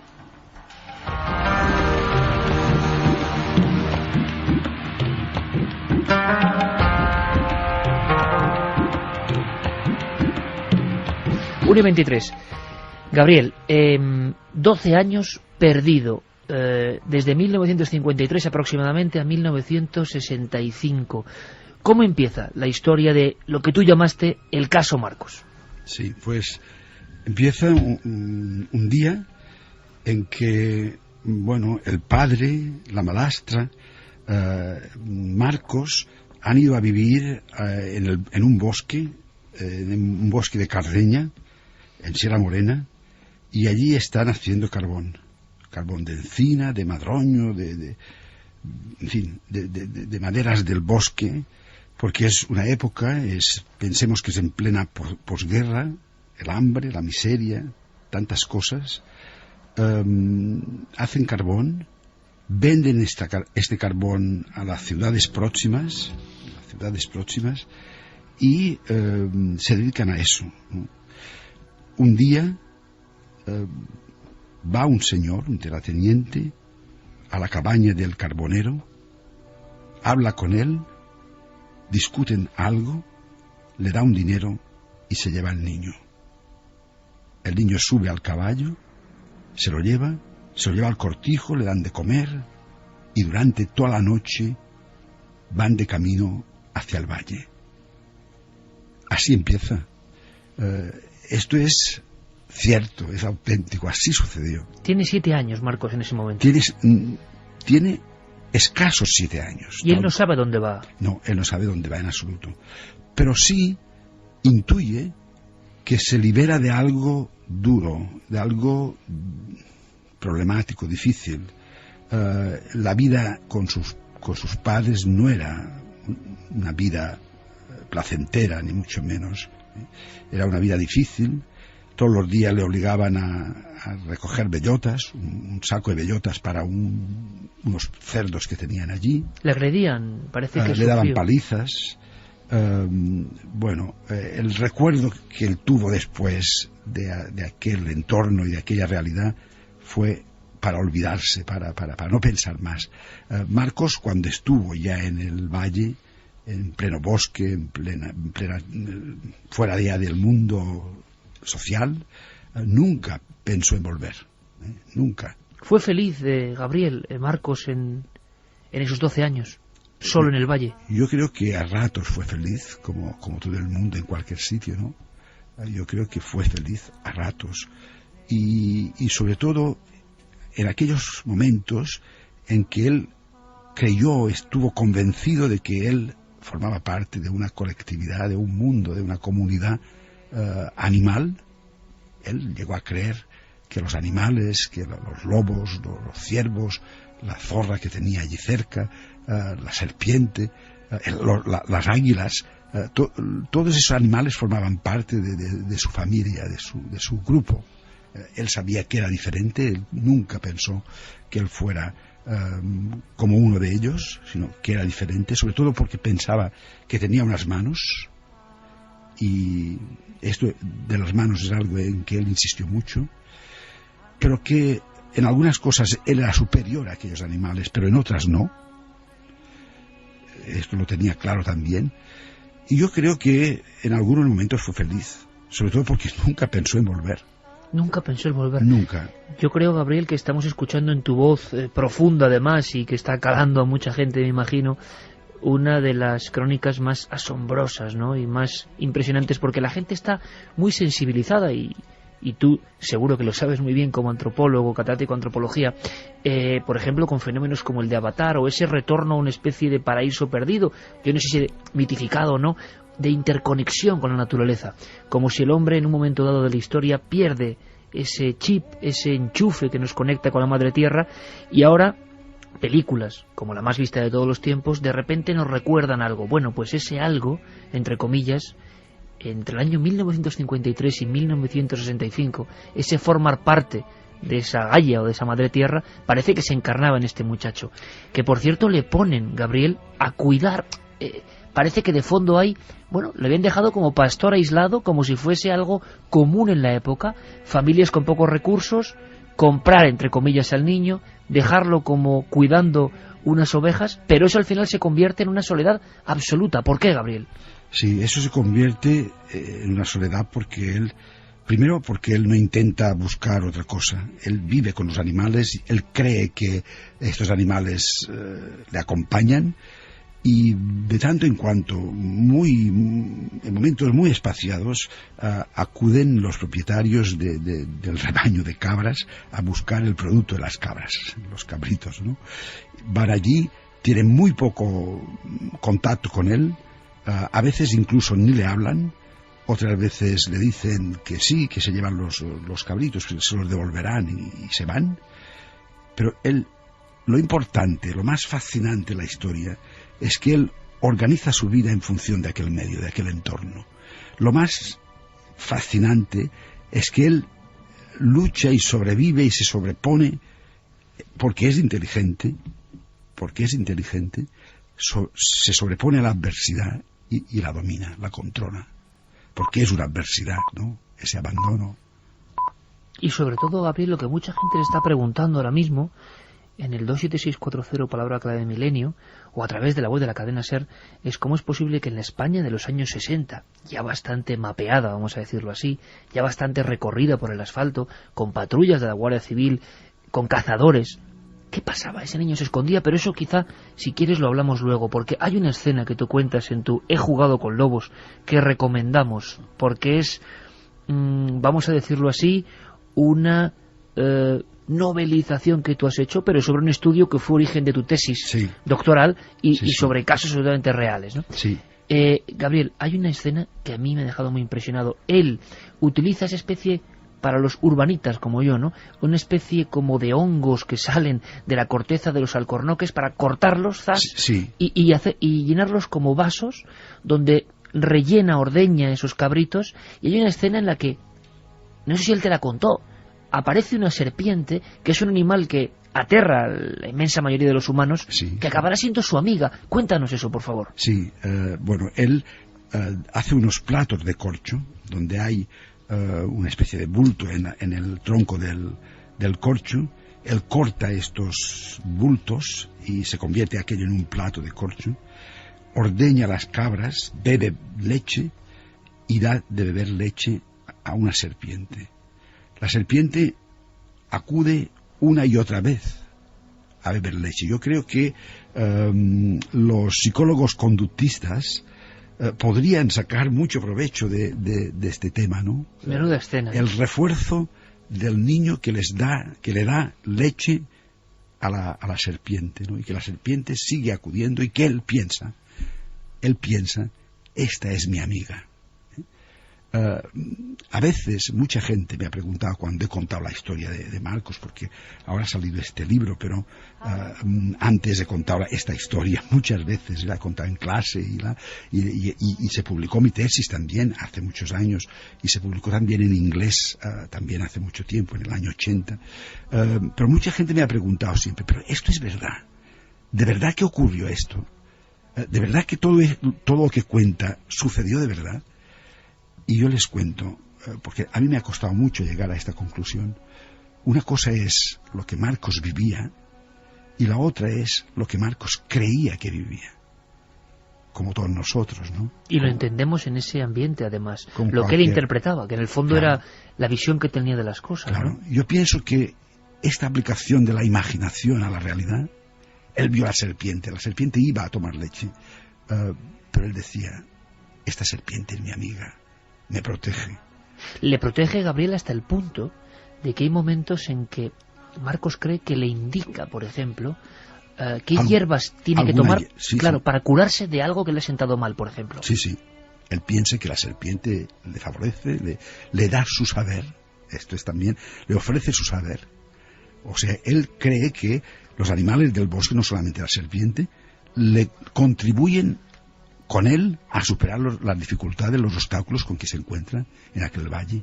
Los lobos, él da carne a los lobos. Los lobos permiten que él juegue con los lobeznos y que vaya a la lobera y él les trae carne.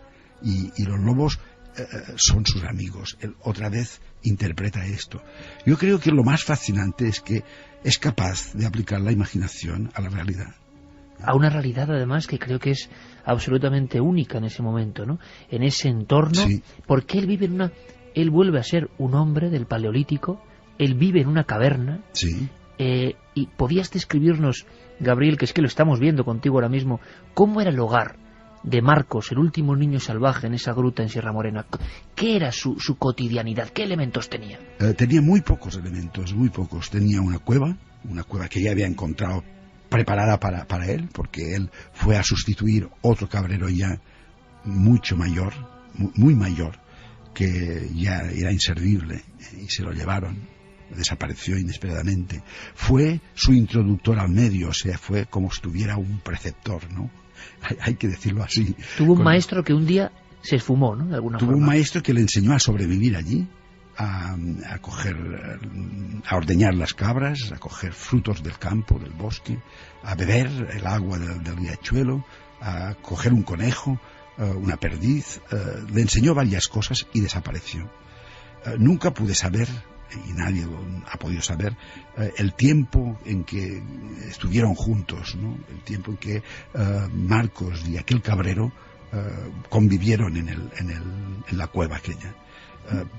El tiempo que fuera, podía ser una semana, 2, no más, un mes, no, yo creo que mucho menos. Y Marcos se levantaba por las noches, al parecer, llamándole, ¿no? Porque después que había desaparecido, una noche desapareció, le dijo, me voy a buscar un conejo y tal, y ya no volvió. Y él le llamaba, continuamente le llamaba. Y descubrió otra cosa preciosa, y es que descubrió el eco de su voz, que las montañas devolvían su voz, y la voz retornaba. Incluso Marcos aprendió tanto el lenguaje de los animales, porque se fue debilitando el lenguaje humano que él poseía a los 6 años, a los casi 7 años.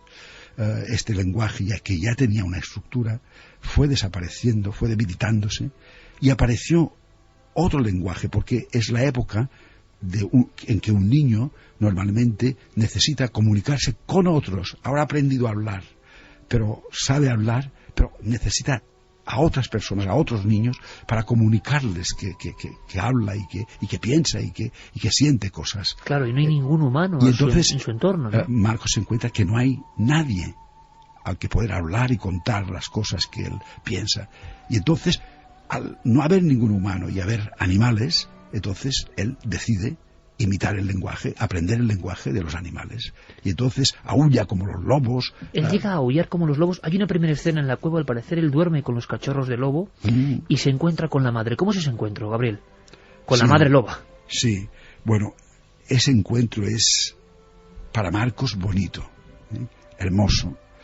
Él siente como la madre ve que él es amigo de los lobos jóvenes, de los pequeños, y que a la madre le gusta que sea así. Él entiende eso. Posiblemente todo eso no es verdad.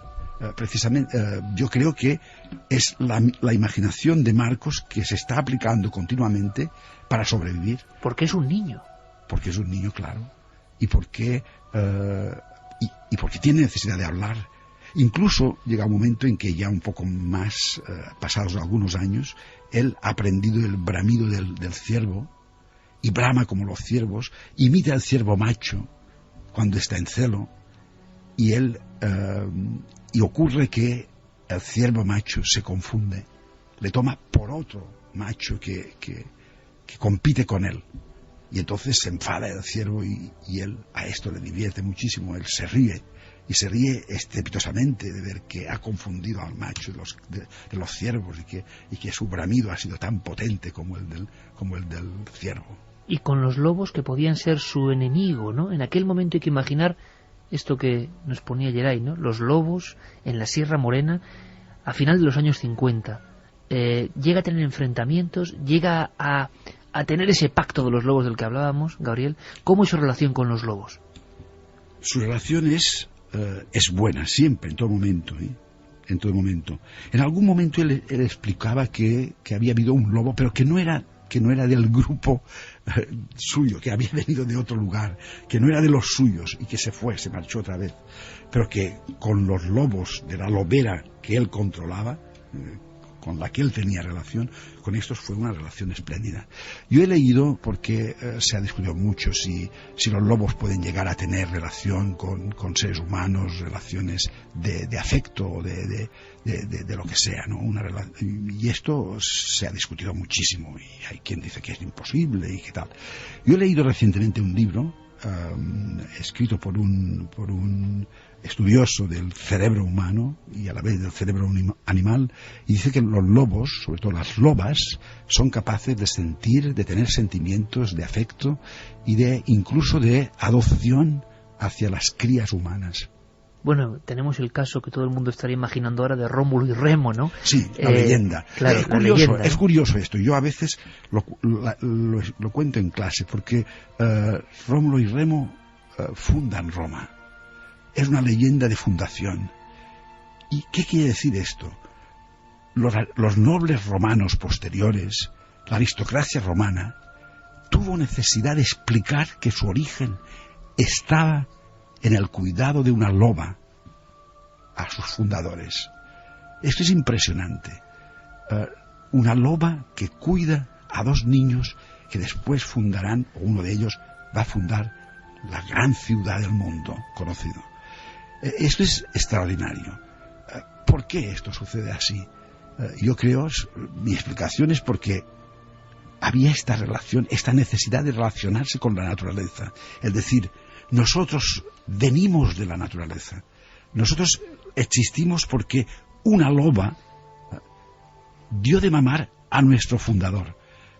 Por esta relación, yo creo que es realmente una historia mágica, preciosa, porque es una leyenda de fundación, y porque Rómulo y Remo son criados por una loba, como ha habido otros casos. Gabriel, antropólogo, catedrático de antropología, Universidad de las Islas Baleares, autor de esa tesis, yo creo que ya legendaria y que muchos tendrán enorme interés. He jugado con lobos, es su último libro, que recomendamos, evidente por lo que estáis escuchando.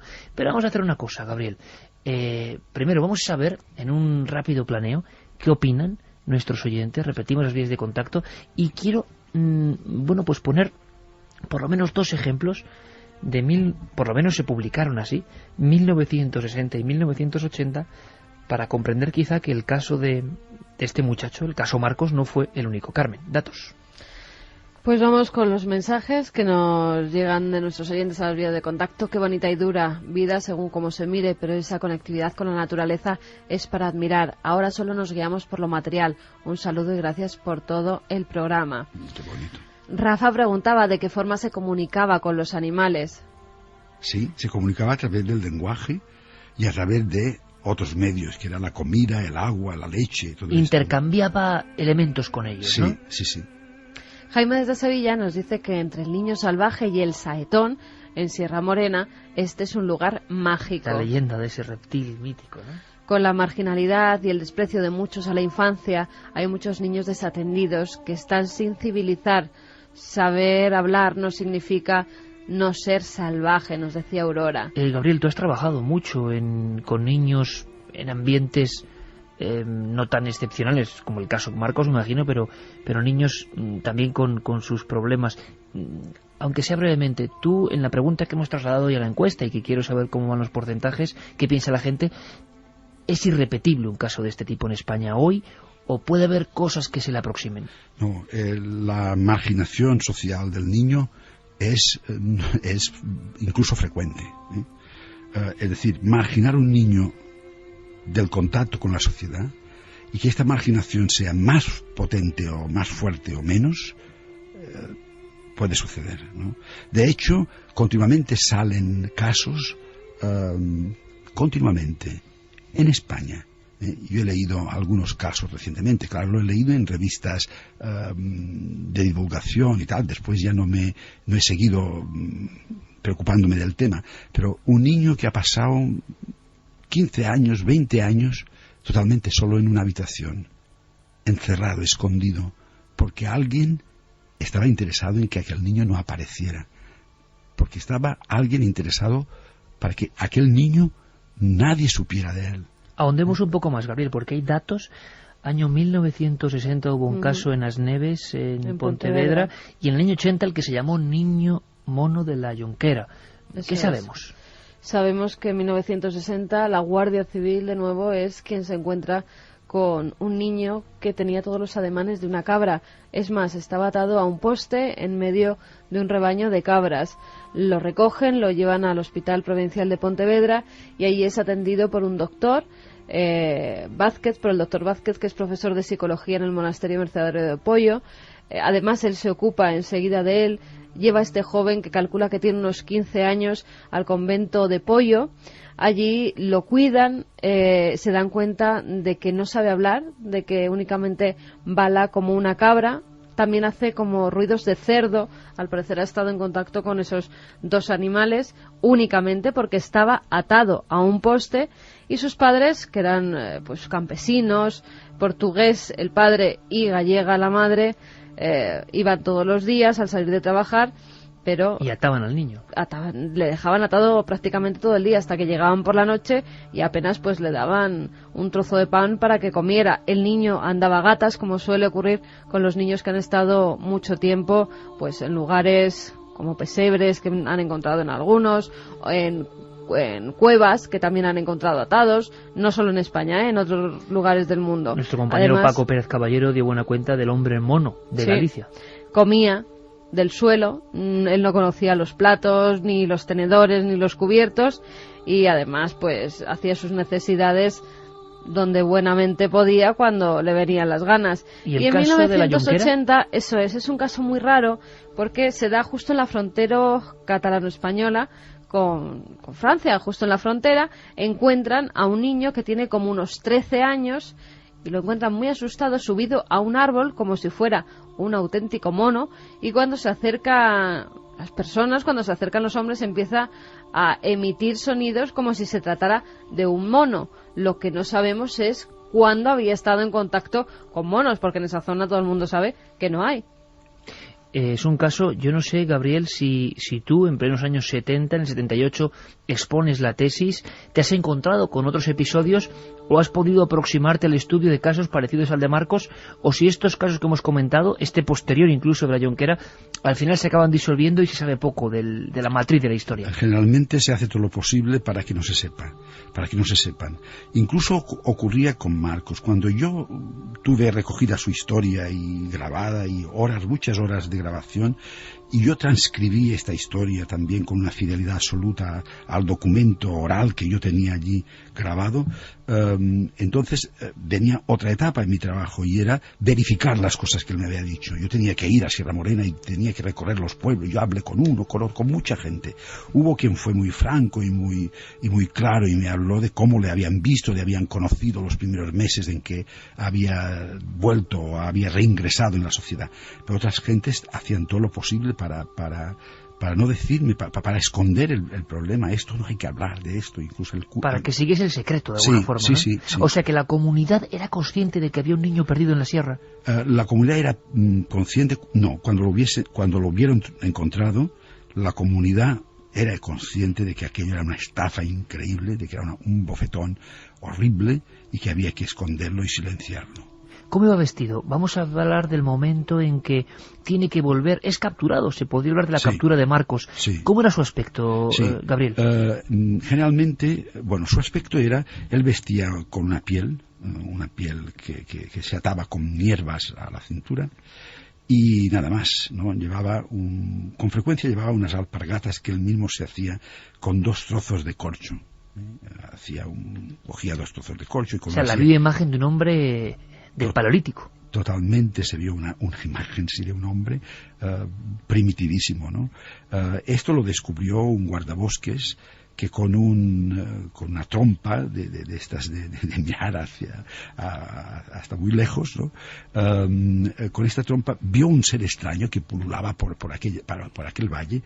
El guardabosques lo que estaba haciendo era realmente controlar y vigilar el camino que seguían los ciervos para ir a beber.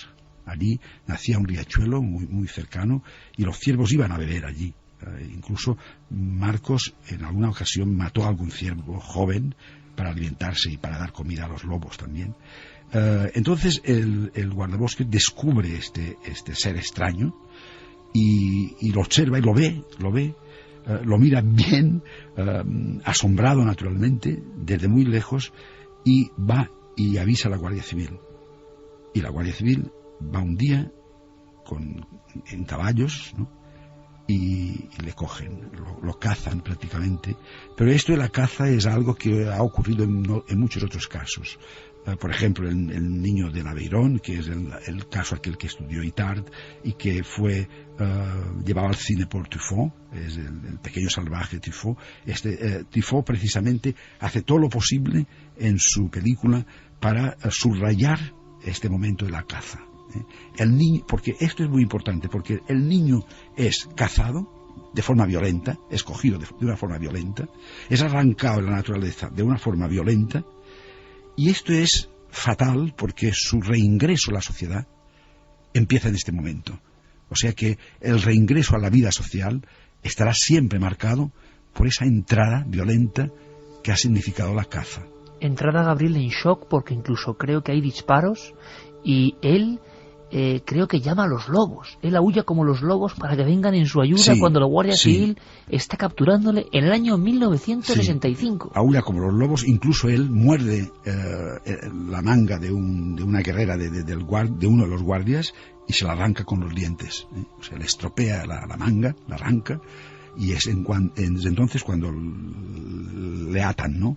En principio supongo que no pensaban atarle, ¿no? Pero desde el momento que ven que es capaz de esta violencia, le atan y se lo llevan, montan el caballo, se lo llevan hasta el pueblo. Recuerda, su lenguaje ha perdido muchas palabras, imagino, mucho léxico, su aspecto, como decimos, con el pelo largo, es como la captura de un ser que casi parece prehumano. ¿Y qué pasa con Gabriel cuando vuelve a la sociedad? Bueno, llega al pueblo, empieza a decirse, bueno, los guardias lo primero que hacen es llevarlo a la barbería, al barbero, para que le corte el pelo y para que se le vea más la cara y todo eso, ¿no? Hay la experiencia de verse en un espejo por primera vez. Se había visto en un charco de agua o en el río, pero la primera vez de verse en un espejo. Él cuenta esta experiencia, el barbero le corta el pelo y después se lo llevan al cuartel. Pero mientras todo eso dura, mientras ocurre todo eso, en el pueblo empieza a decirse, han encontrado el hombre del bosque, han encontrado el monstruo del bosque. y los niños corren, y las mujeres y los hombres, y van detrás de él gritando y diciendo: han encontrado el hombre del bosque, el hombre de la sierra, como si hubiesen encontrado aquel mito que esperaban, ¿no? Algo que sabían que existía, no él concretamente, sino algo, un ser extraño que existía en el imaginario colectivo, y que pensaban que aquel día lo habían capturado.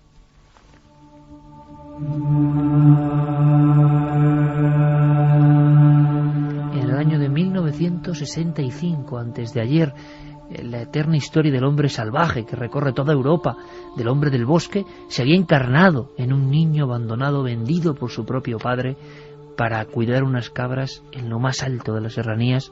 Volvía a la civilización este niño, el protagonista del caso Marcos. Por cierto, Carmen, no hemos dicho si la gente piensa que estos casos pueden repetirse. Yo creo que es casi inconcebible en el año 2010, pero ¿qué piensa la gente? Pues el debate de la semana en ikerjimenez.com. Pueden votar a lo largo de la noche. ¿Crees que actualmente pueden seguir existiendo niños salvajes en España? Sí, opina un 37,1% y no un 62,9%. Gabriel, cuando tú logras contactar con Marcos, le grabas incluso con tu tomavistas, tienes una serie de imágenes que dan la vuelta a España y al mundo. Yo tengo en las manos una que reproduce ABC, dice: tomada en Super 8 por el investigador mallorquín Gabriel Llanel Manila. Yo creo que es algo que deja a todo el país, imagino, casi en colapso. ¿Cómo es posible que esto ocurra aquí? Y él, me fijo, por lo menos en algunas fotos, tiene una tremenda expresión de tristeza. Sí, siempre la tuvo, siempre la ha tenido. Todo que en algún momento es feliz, y yo creo que sobre todo es feliz en aquellos momentos en que él puede demostrar que en algo es superior a los demás, ¿no? Porque la vida en la sociedad le ha sido muy difícil, ha tenido muchos problemas y muchas dificultades. Él no ha llegado a entender nunca cómo funciona el mundo de los hombres, de los seres humanos. Incluso abandonar a Mili, ¿no? ¿Cómo? Incluso abandonó la Mili. ¿O sí, le hicieron abandonar? Le hicieron abandonar, sí, porque hizo 4 cosas extrañas y pensaron que estaba loco y le dieron por inútil. Y él no quería que le dieran por inútil. Él me decía a mí: ¿te imaginas? Por inútil total. Yo que sé hacer tantas cosas, que sé hacer esto y esto y esto, que puedo llamar al lobo para que me ayude, yo puedo hacer tantas cosas. Inútil total me han puesto en el papel. ¿Cómo es posible? ¿Se siente disgusto entre hombres? ¿Prefiere a los animales? Bueno, yo creo que prefiere más a los animales, sí. Los hombres no le han aportado muchas cosas buenas, ¿no? Ahora sí, ahora está bien, porque está con una familia que le ha acogido y que lo tiene como una persona más de su entorno y de su familia. Pero Marcos ha vivido otras veces así, viviendo ya en la sociedad, ha vivido en cuevas, ¿no? Porque no ha tenido dónde vivir. Y porque en el fondo es el lugar donde más le gustaba vivir, porque durante años y años, muchos años, Marcos ha sido incapaz de dormir en una cama. Marcos ha dormido siempre en el suelo. Durante estos 30 años o más ha dormido en el suelo. El caso Gabriel es tan impresionante y tiene tantas ramificaciones que sin duda volveremos a comentar algunos aspectos. Yo creo que hoy era un poco esta presentación, aunque fue un caso muy célebre, y no íbamos a acudir a la hemeroteca. Pero hay una escena con la que me gustaría prácticamente despedir esta hora intensa, gracias al verbo, ¿no?, y a la pasión de Gabriel en recordar esta historia que fue motivo de su propia tesis. Y es que Gabriel, ahora que se está filmando la vida de este muchacho, y además la está filmando una persona que conocemos y que hemos pasado alguna aventura con él, Gerardo Olivares, Entre Lobos, cuentan que cuando... Esto me ha puesto los pelos de punta. Tiempo después, separado de su familia, entre comillas, de lobos, cuando los lobos ven a Marcos, le reconocen de inmediato como si fuera uno de los suyos, o por algún tipo de olor o de cosas que no podemos ni comprender. Juegan con él, se revuelcan con él, él casi aúlla como los lobos de nuevo, se produce, cuentan, una especie de reencuentro. Esto es posible, y si es así, desde luego es sumamente emocionante, ¿no? Es su mirada. Es su mirada. Con su mirada les convence otra vez a los lobos. Les habla otra vez. Tiene ese don de la palabra, ¿le entienden? Sí.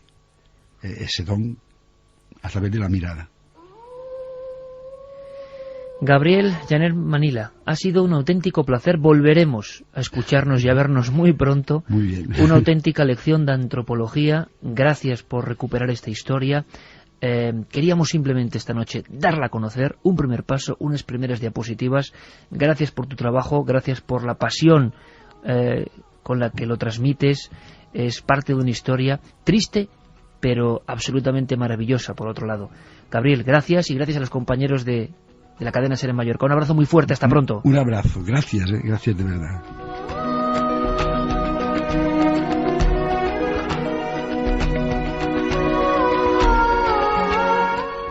Sonido de Avatar, Jeremy Martínez, sonido de Avatar.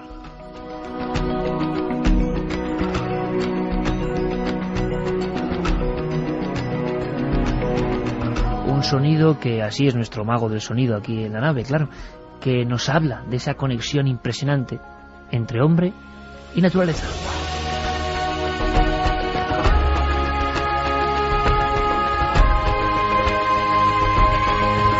Santiago Camacho, no qué historia, qué absoluto y rotundo historión. Es dura y conmovedora a la vez, y la verdad es que me rubrico en la reflexión del principio. ¿Cuánto nos hemos dejado por el camino como especie? ¿Cuánto nos hemos dejado de capacidades? ¿Cuánto nos hemos dejado? Los niños ferales se dice que tienen una menor sensibilidad a los cambios de temperatura, aguantan temperaturas muy extremas sin apenas notarlo, que su olfato, atrofiado como es el nuestro, es tan fino como el de los animales, que su visión nocturna, también atrofiada la nuestra, es tan buena como la de los gatos, y que su capacidad de comunicarse con el entorno pues es como la que hemos visto, con la que hemos oído que tiene Marcos. Así que cuánto nos habremos dejado por el camino. Vaya escena con los lobos, regreso. Vamos a seguir indagando en esta historia. Y sin embargo, qué expresión de tremenda y desolada tristeza en su regreso a la civilización. Y es normal, ¿eh? Los niños salvajes o mueren al poco tiempo de ser devueltos a la civilización, como es el caso de Kamala y Amala, las dos niñas que fallecieron a los pocos meses de ser rescatadas. Además, nunca aprendieron a hablar, siempre se comportaron como lobeznos. Eran dos niñas que ni siquiera eran familia, que la loba las había adoptado en dos épocas diferentes y se comportaban como si fueran lobos. Y creo que a los 6 meses fallece una y al año fallece la otra porque son incapaces de vivir en sociedad. Habrá sorpresas, seguro, con esta historia. Nos hemos quedado muy impresionados.